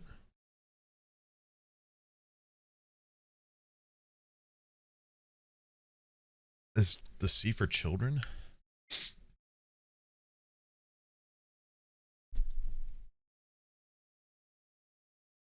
I think they're both a cop, yeah. Oh, my dog's farted. No. You want to talk to me? The second is suggesting leniency. Detective Ains introduces the idea that the shooting could have been in self-defense or accidental, and shared stories of others walking free under similar circumstances, leading Martel to believe that admitting to either of these scenarios could result in leniency. Like I already explained to you, you reacting to maybe someone committing a crime or an offense against you versus you going out and being the aggressor and seriously harming somebody, two totally different scenarios. People walk out of this building after shooting people because they explain the context of the situation. They explain. That's crazy. It was a self-defense scenario, and look, I felt my life. Yeah, after like hours of court deliberation, probably. Talk to people. We make a determination. That's exactly what it looked like. This guy had to shoot this other guy because he felt he had to. You know, he felt like he was in fear of death or great bodily harm, and he had no choice. You know what I mean? And I've watched people, I've driven people home that have shot people before. They never spent a day in jail. What? What's with these prison break ass stingers?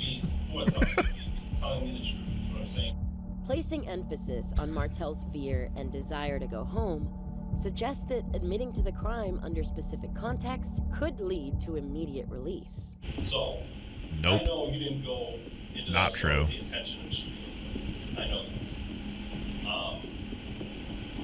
But things happen, okay? Things can unfold quickly. Maybe this guy posed a threat to you. Like I said, I watched the video. He put hands on you. I saw that. He's significantly bigger than you. He could probably hurt you. This tactic likely compounded the youngster's anxiety and confusion, steering him toward providing a false confession in the hopes of getting to go home. I can only maybe think Poor kid. What was going through your head at that time. I can't put the words in your mouth unless you tell me, unless you explain the situation. You know what I'm saying? It's all I have right now is some video to go off of, and that's it. Ains told Martel that there was abundant evidence implicating him in the shooting, asserting confidently that he was involved. Despite I mean, once again, they do this all the time. This is just like an interrogation thing. They're presenting this like it's like some heinous thing. It's the futility technique. Like they do this all the time. In a normal scenario with an actual suspect, the police can't just be like all cutesy and like 100% honest. Like that's just not realistically possible. Like people are going to walk if the police are like, ah, darn it. I guess. I mean, like in this situation, it does look fucked up, but also like if they would probably say the same thing. Like, I don't know.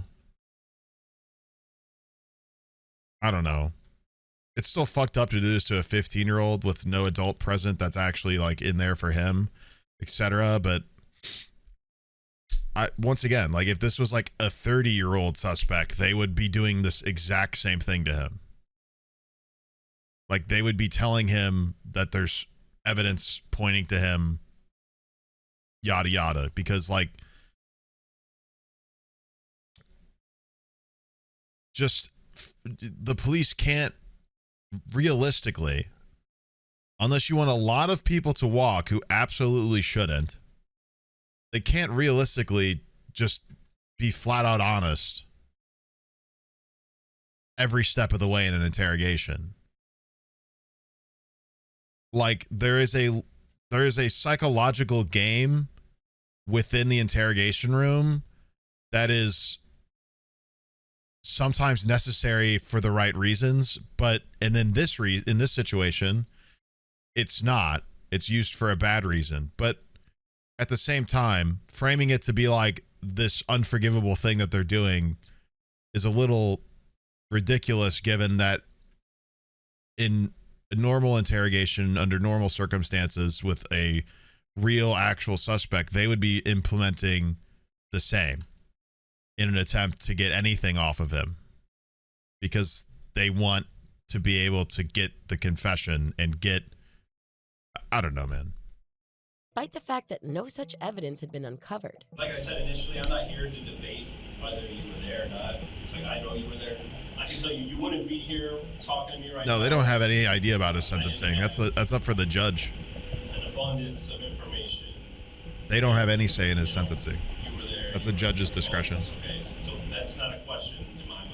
They can certainly pretend like they have an idea from past Officers experiences. sometimes use tactics to suggest guilt is already established beyond doubt, making resistance seem futile. Like I said, facing the perceived weight utility of technique. That's why it's incontrovertible called it. evidence against him, Martel might have felt cornered into confessing despite his actual innocence. I'm trying to give you little facts about the situation and maybe you can remember exactly what happened.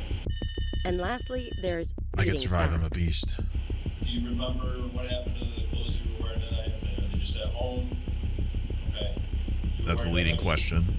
Okay, I know that. Detective Ains provides specific details about the crime scene and the victim, presenting them as facts that Martel supposedly already knew. Yeah, that's a leading question to be like, did you take them home? 5'10", 6 foot, he's wearing a hoodie.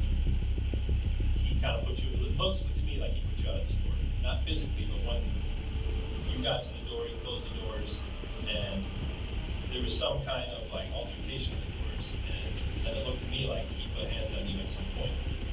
Ultimately, Martel ended up agreeing with or expanding on these provided details, They take his thereby shoes? incriminating himself further with information he hadn't known or mentioned before. Under the pressure of the interrogation, many claim Martel might have felt compelled to align his narrative with these details, Yeah. further entangling himself in a false confession. Almost like he's a 15-year-old who can like be easily persuaded because he's a 15-year-old.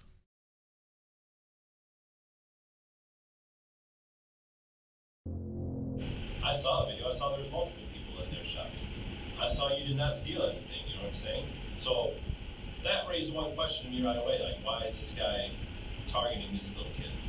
You know what I mean? Is that what Little you kid. at the time? I mean, explain like what you were thinking or when this guy told you to get up. I was like, I was thinking like, what I do, like, should I do something like, I don't know, like, am I being mistaken for another person? Or, You are right now. You want to explain exactly what happened there? yeah, I walked in, like you said, I was walking in, he just closed the door. And then, yeah, I was asking him, like, why I couldn't get into it. And me, like, I got my temper, it's like, I get mad. Yeah.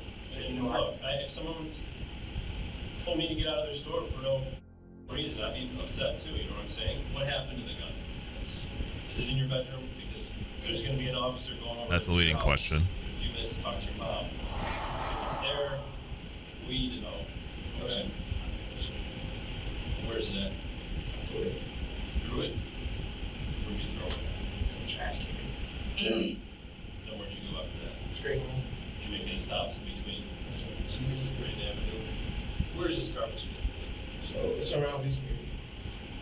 Like over here, like, Over here? yeah. You're not sure exactly where it's located. It was like located in the alley. You'll be shocked to hear that he doesn't know where it's located. It was a dumpster. What are these flashes? I don't know, dude. It's Aggressive like Prison Break. interrogation methods designed to break the will of a vulnerable teenager cast a long shadow on the integrity of the interrogation process. Yeah. In a lawsuit filed by Martel Williams' family, Good they for claim him. that detectives Good. violated ethical guidelines Good. and leveraged psychological pressure points, Good. exploiting Martel's fear and lack of understanding. The response to these Absolutely. tactics, the teenager's eventual false confession, Hope they won. underscores the profound impact such interrogation methods can have on individuals, particularly minors, I who hope they may have not a much the more capacity beautiful to life now. navigate these manipulative strategies effectively. Further complicating the situation with the Waukegan Police Department is the stark discrepancy between the physical characteristics of the initial suspect, Martel Williams, and the description provided by the police when they released the photo of the suspect. The police described the suspect as a black male in his late teens or early 20s with a medium build, standing approximately 5'6" to 5'7". Got to be that 15-year-old 30 However, minutes away. Martel is 6'3" and weighed 155 pounds, which significantly deviates from the description provided by Not the even the police. same guy. The description aligns much more closely with Caleb S. Brown, a 20-year-old from Lake Villa who was later apprehended and charged with 1 count of aggravated battery with a deadly weapon in this case. Fortunately, store clerk Elvis Ramos survived this violent encounter and has since been released from the hospital. That's great. They didn't tell me nothing or say nothing to me. They just said you're under arrest. Though Martell Williams' record has been expunged and both the mayor and police chief have issued apologies, Martell says this whole ordeal has left him with deep scars. Yeah. His family has since sued the Waukegan Police Department, and that case is still pending. The 2 detectives are still employed by the Waukegan Police Department. This is continuing an ongoing problem. The Department of Justice has been in here, yet still this is still going on where there's false confessions being had by young Well, they're just trying to do their job. disciplinary All they action- did was keep a young black man captive for 2 days because they profiled him as a murder suspect and then coerced him into a fake confession. I mean, they were just trying to do their job, guys. Against the officers has raised concerns about transparency and accountability. It was an incident that eroded his and the people's trust in the police. Oh, really? A heavy price for the small, friendly community of Waukegan. The fallout from Martell's story prompted a review of police policies in Waukegan, Illinois, especially with minors. A new state law now bans lying to minors during interrogations. A third-party firm, Jensen Hughes, has been tasked with investigating how officers handle interrogations, especially involving children. Despite the false confession and subsequent wrongful arrest, the 2 officers who interrogated Martell Williams remain on the force. And while Martell was coerced into making a confession for a crime he didn't commit, if we listen to the interrogation video from the very beginning, You remember me? I stopped with you back, when I got arrested the last time. listen again. When I got arrested the last time. Detective Ains and Martell Williams were familiar with each other. What ended up happening with all of that? Like, what was the outcome? Like, when they charged me for sentencing, what they said. Whatever happened in Martell's past shouldn't give police the legal or moral justification to have coerced his false confession for the shooting at the dollar store. Okay, so he got But the world is a profiled dirty place, further. and the fight against corruption is an eternal struggle. Nice. Those who forge a history What of a run-ins great with the police law officer, wow. also make themselves vulnerable to becoming ideal patsies when corruption surfaces in law enforcement and legal institutions. Bro. Stay out of trouble, kids. What is this fucking what are these fucking edits? Why is there an outro song? No. I don't like this channel. God, I wonder why he had a run-in with the law. I wonder why he has such a problem with law enforcement. It must be his fault. Oh, duh. It must be him. It must be a him thing. Yeah, it must be solely on him. Has nothing to do with him being a young black teen. No, it's just... It's all his fault, really. Duh.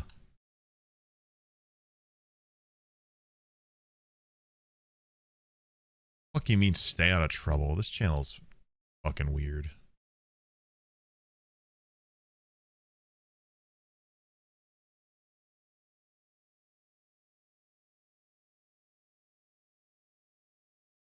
You dropped out? I have a degree in this subject. You dork. You never even got accepted, I bet. You never even applied. You got denied on submission, I bet. Fuck you mean? Sit down, you bum.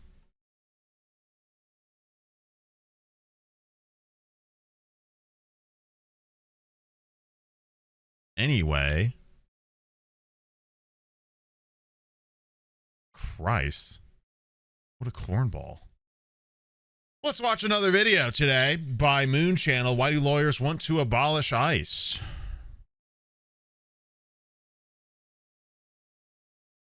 I can think of plenty of good reasons. So let's find out more. Oops. I want to begin by stating what this video is not. I'm not here to win an argument or to bludgeon anyone on either side of the partisan divide. I'm here because I believe there's an issue that cuts deeper than partisanship. an issue that touches upon the very core of the American project. This video is different from my previous ones. There are no video games, there's no cultural discussion. There's only law. What is happening? And history.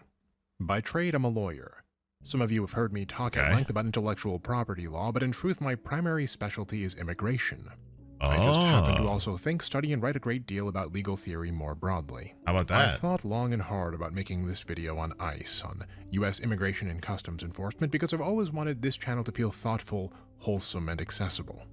But there are times, I think, when the choice to be silent, to bury one's head in the sand, is irresponsible at best and morally wrong at worst. Yes. And given the circumstances in that Holy respect, shit, this I guy's think so the cool already. Rubicon has finally been crossed for me. The title of this video, I understand, will unsettle some of you. Mooney, I can hear you say, are you suggesting that lawyers like yourself want to do away with immigration and customs enforcement altogether? To just open the borders, letting anyone come in without rules and laws? The answer is unequivocally no. That's not the argument. Literally the most straw man of arguments ever. Oh, so you want to blow up everything and have it not exist? Yeah. Yeah, actually. Yeah. No. Are you a fucking idiot? Are you 4? Were you told no and had a melt? Like, what are we talking about? What do you mean? It's like when people say defund the police, they're like, oh, so you want the police gone? You want the police gone? Fucking no. Like, what? Trillions of dollars go into the police every year by our tax dollars into unnecessary shit just for them to have less training, less experience, and less moral, like, accountability. Why the fuck do they need all that? So they can have a bunch of tear gas to shoot into a peaceful protest? Like, are we stupid? And it never has been. Lawyers have been calling for the abolition of ICE for years, not because we oppose immigration enforcement, but because ICE as an institution is extremely unusual in American law. Yes. The legal mechanisms that define it are anomalous, and those legal anomalies carry real constitutional danger. And they're specific ICE to is them not only. just another law enforcement agency. It's a federal police force built on a legal foundation unlike any other in the United States. Built on racism. And under the wrong conditions, those foundations make ICE uniquely vulnerable to abuse. It only needs the right triggers. What follows then is my warning to anyone who will listen.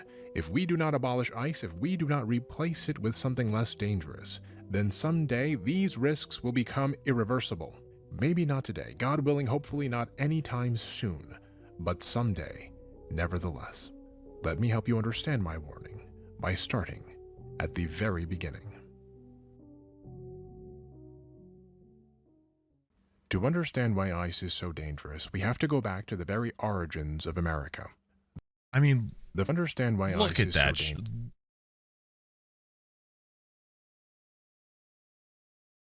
Why are we strapped up? Why are we insanely strapped up? We have to go back to the very origins of America.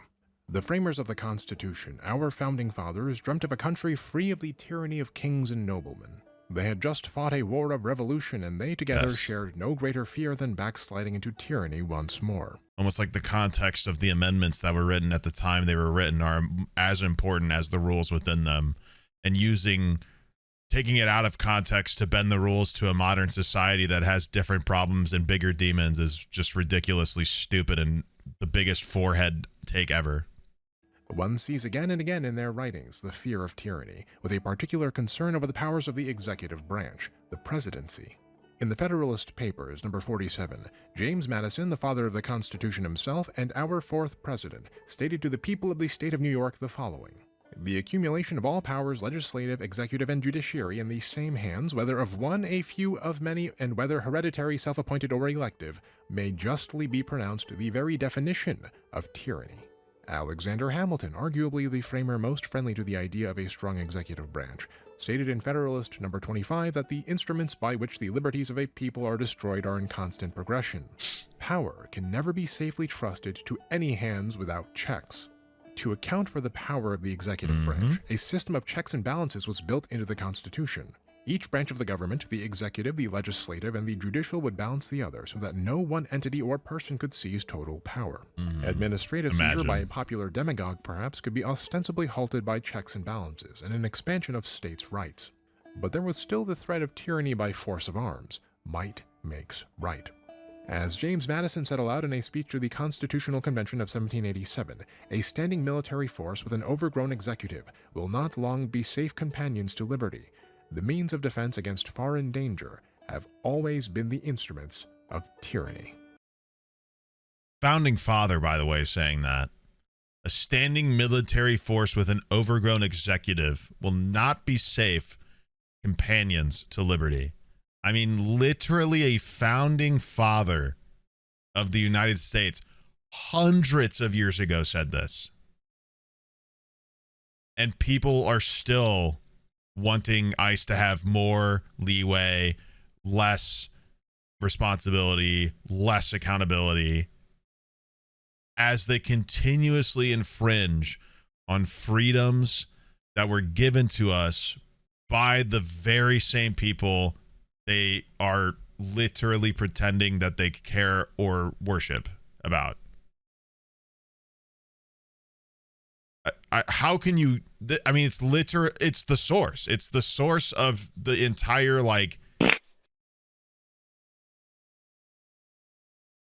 Hello streamer and hello freaks, 18 months yippee. What else is there to say about it? And love your neighbor. As such, the power of checks and balances was deliberately extended over the use of the armed forces. Congress is supposed to control the armed forces. It alone has the constitutional power to raise armies, fund them, and make rules governing them. The executive is meant to be the commander-in-chief, who is meant to have control only over forces lawfully raised and funded by Congress. And we could spend a long time talking about how that dynamic has changed, but it's beside the point. The framers were deeply concerned about an executive branch with too much power over the military, and their fear has been deeply baked into American jurisprudence. After the Civil War, for example, Congress passed the Posse Comitatus Act of 1878, which limits the use of federal military personnel to enforce domestic law or by other government entities such as county sheriffs and justices of the peace. The act originally applied only to the Army, but it was amended in 1956 to include the Air Force, and in 2021, very early on in the Biden presidency, the National Defense Authorization Act further expanded the scope to cover the Navy, Marines, and Space Force. Why 2021 and with such urgency, I wonder? Well, who can say? In any case, policing, you will note, is conspicuously absent from the Constitution. God, I wonder if they anticipated this, but then did nothing about it. That's crazy. The framers assumed that the ordinary enforcement of laws, such as arrests, detentions, and the use of force against civilians would remain local and subject to direct judicial oversight. The takeaway is, the Constitution and Congress together built a web of protections which are meant to hinder and fragment the power of the executive branch to wield force. And while those protections have not always succeeded when it comes to foreign deployments, they have largely held when it comes to the use of force domestically.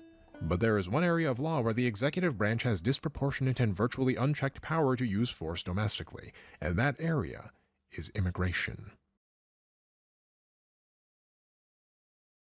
The Constitution vaguely vests the power of immigration with Congress. Article 1, Section 8 states that Congress has both the power to establish a uniform rule of naturalization and to regulate commerce with foreign nations. There's also the Migration or Importation Clause in Article 1, Section 9, which involves the migration or importation of people. Congress, not just in immigration but generally speaking, writes the rules. The executive branch, the president's branch, is so named because it is meant to execute what Congress delineates. Congress legislates the form. The president executes the function. From the founding of the country, the president until the late gives the thumbs up, Congress essentially. wielded immigration policy at a macro level. Enforcement was crude but narrow, and while federal immigration officers existed, they were largely clerical and port-based. Back then, the northern and southern borders were porous, and there weren't airports yet to worry about. In fact, enforcement of immigration controls was largely state-based. This changed in 1876 when the U.S. Supreme Court declared state-level immigration laws unconstitutional, from which followed the Chinese Exclusion Act of 1882 and subsequent Supreme Court cases over its legality. Yeah, you'll be shocked to find out what cases made that happen. States, often famously called the Chinese Exclusion case, opened the door to a doctrine in immigration law known as plenary power, derived from the Latin plenus, meaning full power. In that case, the court described the power to exclude non-citizens as a matter of national sovereignty and foreign relations, and as such, immigration as a field of law was placed largely beyond ordinary judicial scrutiny. This was reinforced in 1893 in the holding of Fong Rieting v. United States, and then formalized in 1950 in United States ex rel. Knopf v. Shaughnessy, which ruled that the executive and legislative branches have the inherent power, plenary authority, to exclude immigrants at the threshold of entry, and that non-citizens seeking initial admission have no almost like the entire idea of preventing people from being where you are because you don't like them is inherently racist.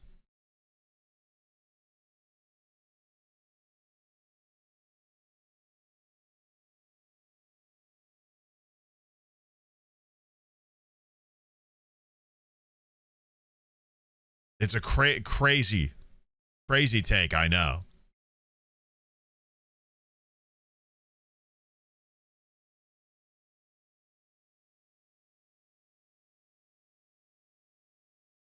Constitutional right to judicial review beyond what Congress provides. Sneeg, I need Quoting directly names from the for decision, 3 blue axos. whatever the procedure. Kern 3. Like axolotls?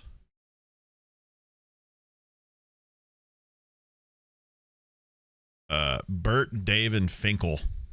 Authorized by Congress is, it is due process as far as an alien denied entry is concerned. The only other plenary powers are war powers and foreign affairs, Indian affairs, and authority over U.S. territories, but all of these are either outwardly facing or narrow in scope. There's truly nothing like immigration law as a field where there is so much power involving so much of the population concentrated in a virtually unchecked judicial environment. But this is just the beginning, with one branch of the government having removed itself from checks and balances, only 2 remain, and Congress, it turns out, also removes its discretion from the field of immigration. Just after the Che Chan-ping case came the Immigration Act of 1891, which shifted immigration inspection and processing from the states to the federal government. Ellis Island, the famous immigration station here in New York, opened on January 2, 1892. But the Immigration Act of 1891 did more than just shift immigration processing from state to federal jurisdiction. It also gave the executive branch explicit authority to deport immigrants who had entered unlawfully or were in excludable categories. Our modern immigration policies still use language and standards which originated from that act, by the way, including public charge and crimes of moral turpitude. In any case, the scope of immigration law was expanding rapidly. But as the scope grew, it became increasingly unwieldy for Congress to manage. By the period of the early Cold War, the federal government's immigration requirements outweighed the capacity of Congress to handle. Congress needed immigration to be flexible, quick, and most importantly, politically detached from themselves. They wanted plausible deniability, insulation from direct accountability concerning the suppression of ideology. The Internal Security Act of 1950, for example, amended the Immigration Act of 1918 by adding new grounds of exclusion to members of communist parties, language which also continues to exist to this very day. And these needs culminated in the Immigration and Nationality Act of 1952, or the McCarran-Walter Act, which specifically moved the micromanagement of immigration into the executive branch. Congress retained the power to define categories, but the executive was given more explicit power to define enforcement priorities, the timing and resource allocation, interpretation of the law itself, and the procedural details of enforcement. Which is to say, Congress began to delegate its constitutional immigration powers to the executive branch. The INA created a permanent administrative, okay, let me repeat that because it's very important, administrative immigration system. The INA cements deportation as a civil matter, immigration detention as administrative, and immigration adjudication, immigration courts as outside of Article 3, outside of the judiciary, reinforcing plenary power. Now, some immigration-related conduct is criminalized under Title 8 and Title 18, including alien smuggling, human trafficking, and illegal re-entry after removal, amongst others. When charged, those offenses are supposed to be adjudicated in Article 3 courts, with all of the protections of the criminal justice system. But in truth, the vast majority of immigration enforcement actions proceed exclusively through the civil system, even where criminal charges are legally available. That's done by choice, and it has consequences. The civil track allows the government to detain, transfer, and remove individuals while bypassing the procedural safeguards that would otherwise apply in a criminal prosecution. Yup. There's a secondary consequence, too. Almost like they know what they're doing is bad. and that they should be getting in trouble. Almost like they're completely aware of the main issue of how they're conducting what they're doing. By choosing civil enforcement over criminal prosecution, the system sacrifices finality.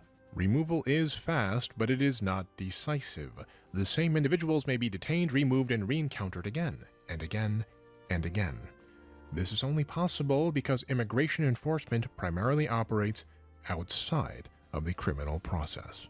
I cannot emphasize this enough. Immigration enforcement is not criminal prosecution. Which is stupid, given the entire argument is pretending that a bunch of people are criminals and need to be deported.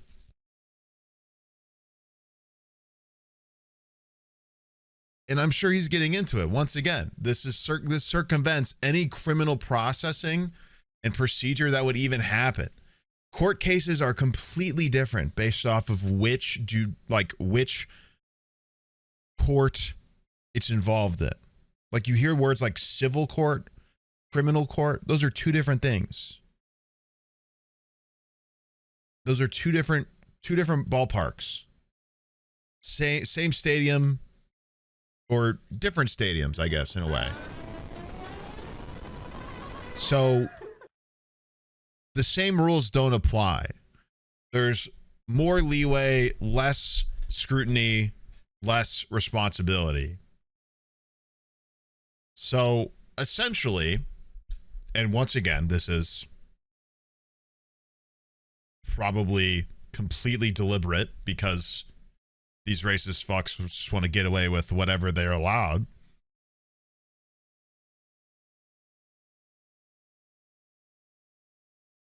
It's completely deliberate in order to circumvent the system that actually is meant to punish them for abuse of power in which they're continuously enacting, and have been for decades, but especially now because we have a president who ran another campaign off of immigration and the prejudices that they bring up and allowing people's fear-mongering and stereotyping and all sorts of nonsense to play a huge factor in what they think is reality.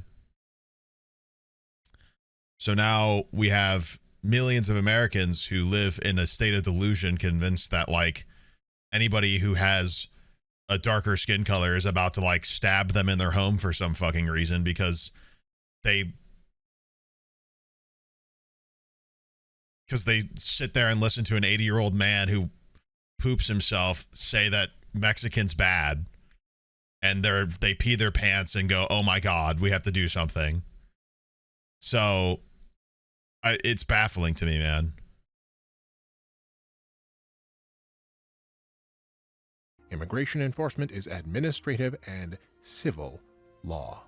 When you go into 26 Federal Plaza here in New York City and you go up to the immigration courts, those are executive branch adjudicators, not Article 3 judges. If you appeal your case, it goes to the Board of Immigration Appeals or the aptly named Administrative Appeals Office, both of which fall under the purview of the U.S. Department of Justice, which is headed by the U.S. Attorney General, who reports directly to the President. In any case, after the 1952 INA, Congress only continued to delegate its power, moving immigration further and further into the nearly exclusive control of the executive branch.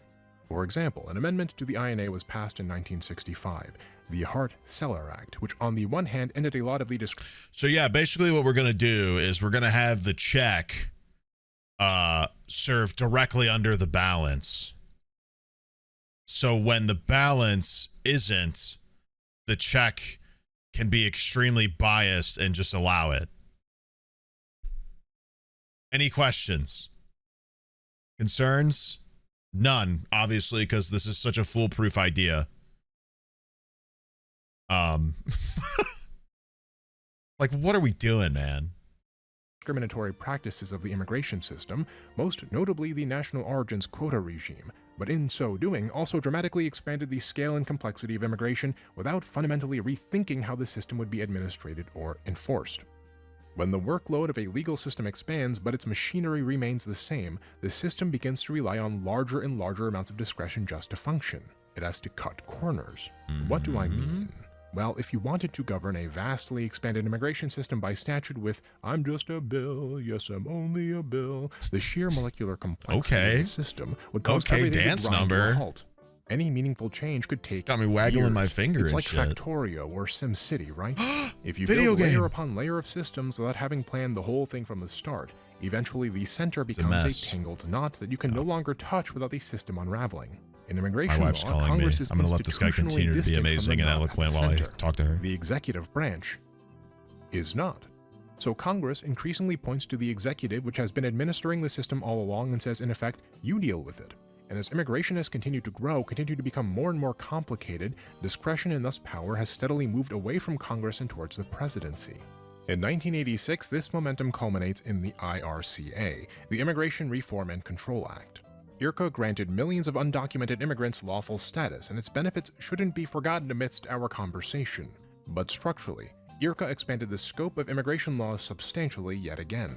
IRCA created an employer sanctions regime, extending the reach of immigration law deep into the interior of the country. Immigration enforcement was no longer limited to borders or ports of entry. It now touched everyday Americans. It touched workplaces, payrolls, and everyday economic life. The system was expanded to include verification of work authorization, compliance audits, and a massively expanded enforcement bureaucracy. The knot keeps getting bigger and more tangled, Congress gets more and more distant from it, and the executive branch's influence continues to grow. This is then followed by an explosion of complexity in the Immigration Act of 1990. New legal pathways are created, employment-based visas, a diversity visa lottery, temporary protected status, etc. But underlying these expansions was Congress's full embrace of administrative governance of immigration. And from Okay. Dilemma. We have somewhere to be within the hour, essentially. This video is incriminating or is encroaching on my time frame. So I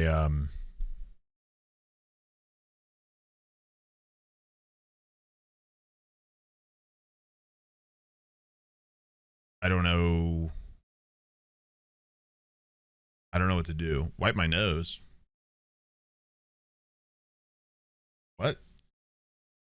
There's nothing on my nose. I guess we can put a pin in it and watch the rest tomorrow or next time or something like that.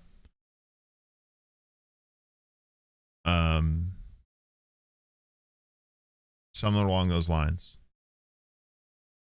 This is great so far though. Sorry for the abrupt stop, but yeah, like once again, we have somewhere to be soon, and I didn't realize it was already 5:30. Oops. So yeah, we'll just watch. We'll just remember to do this one next time we do this. You know what I mean? All right. Great to see you guys today. Bittersweet. Thank you for those 10 gifted subs earlier. I'm sorry I didn't say anything. W gifted. Cinnabar, thank you for 21. Thanks for the 14 months as well. Bittersweet. Crybaby, thank you for the 8. Problem Core, thank you for the 18. Selby, thank you for the 27. Pastel, thank you for the 69 months.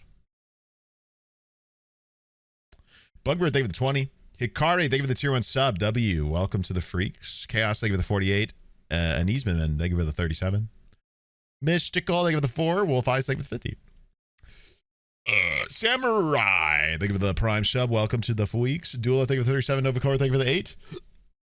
MZ, thank you for the 11. Dougie Lace, thank you for the 18. Neva, thank you for the year. Milo subbing for 3 months in advance at a tier 1 W. Very cool of you. Liza, thank you for the year. Kitty Dragon, thank you for the 25. Saturn, thank you for the 14. Alex, thank you for the 39. Ellie Pelly, thank you for the 6. I already said this. I recognize Ellie Pelly because I thought it was fun to say. All right, man. I've got a skedaddle. So if you're tuning in late or didn't get here on time, you can watch what we did. And we'll continue that video next time we do reacts to make sure we watch the rest of it because it was really good. and I'm a little sad we can't watch the full thing. But I also don't want to make my family late because that's really shitty. I had to finish a YouTube video, guys. So we're not going to do that. We're just going to figure it out. We'll just watch it later, tomorrow, next time, whenever that is. I don't know. Fuck it. All right, man. I'm going to do what? I'm going to raid someone. Who's it gonna be? Who's it gonna be? It's gonna be Chris. Chris is doing he's doing a bro v bro versus small fries right now, apparently. So have fun over there. I'm sure he'll explain something. They're doing a crossword, I think. I don't know what's going on. I'm sure you'll figure it out. All right. I'll see you guys probably tomorrow. I don't know. Bye-bye. That's the wrong button.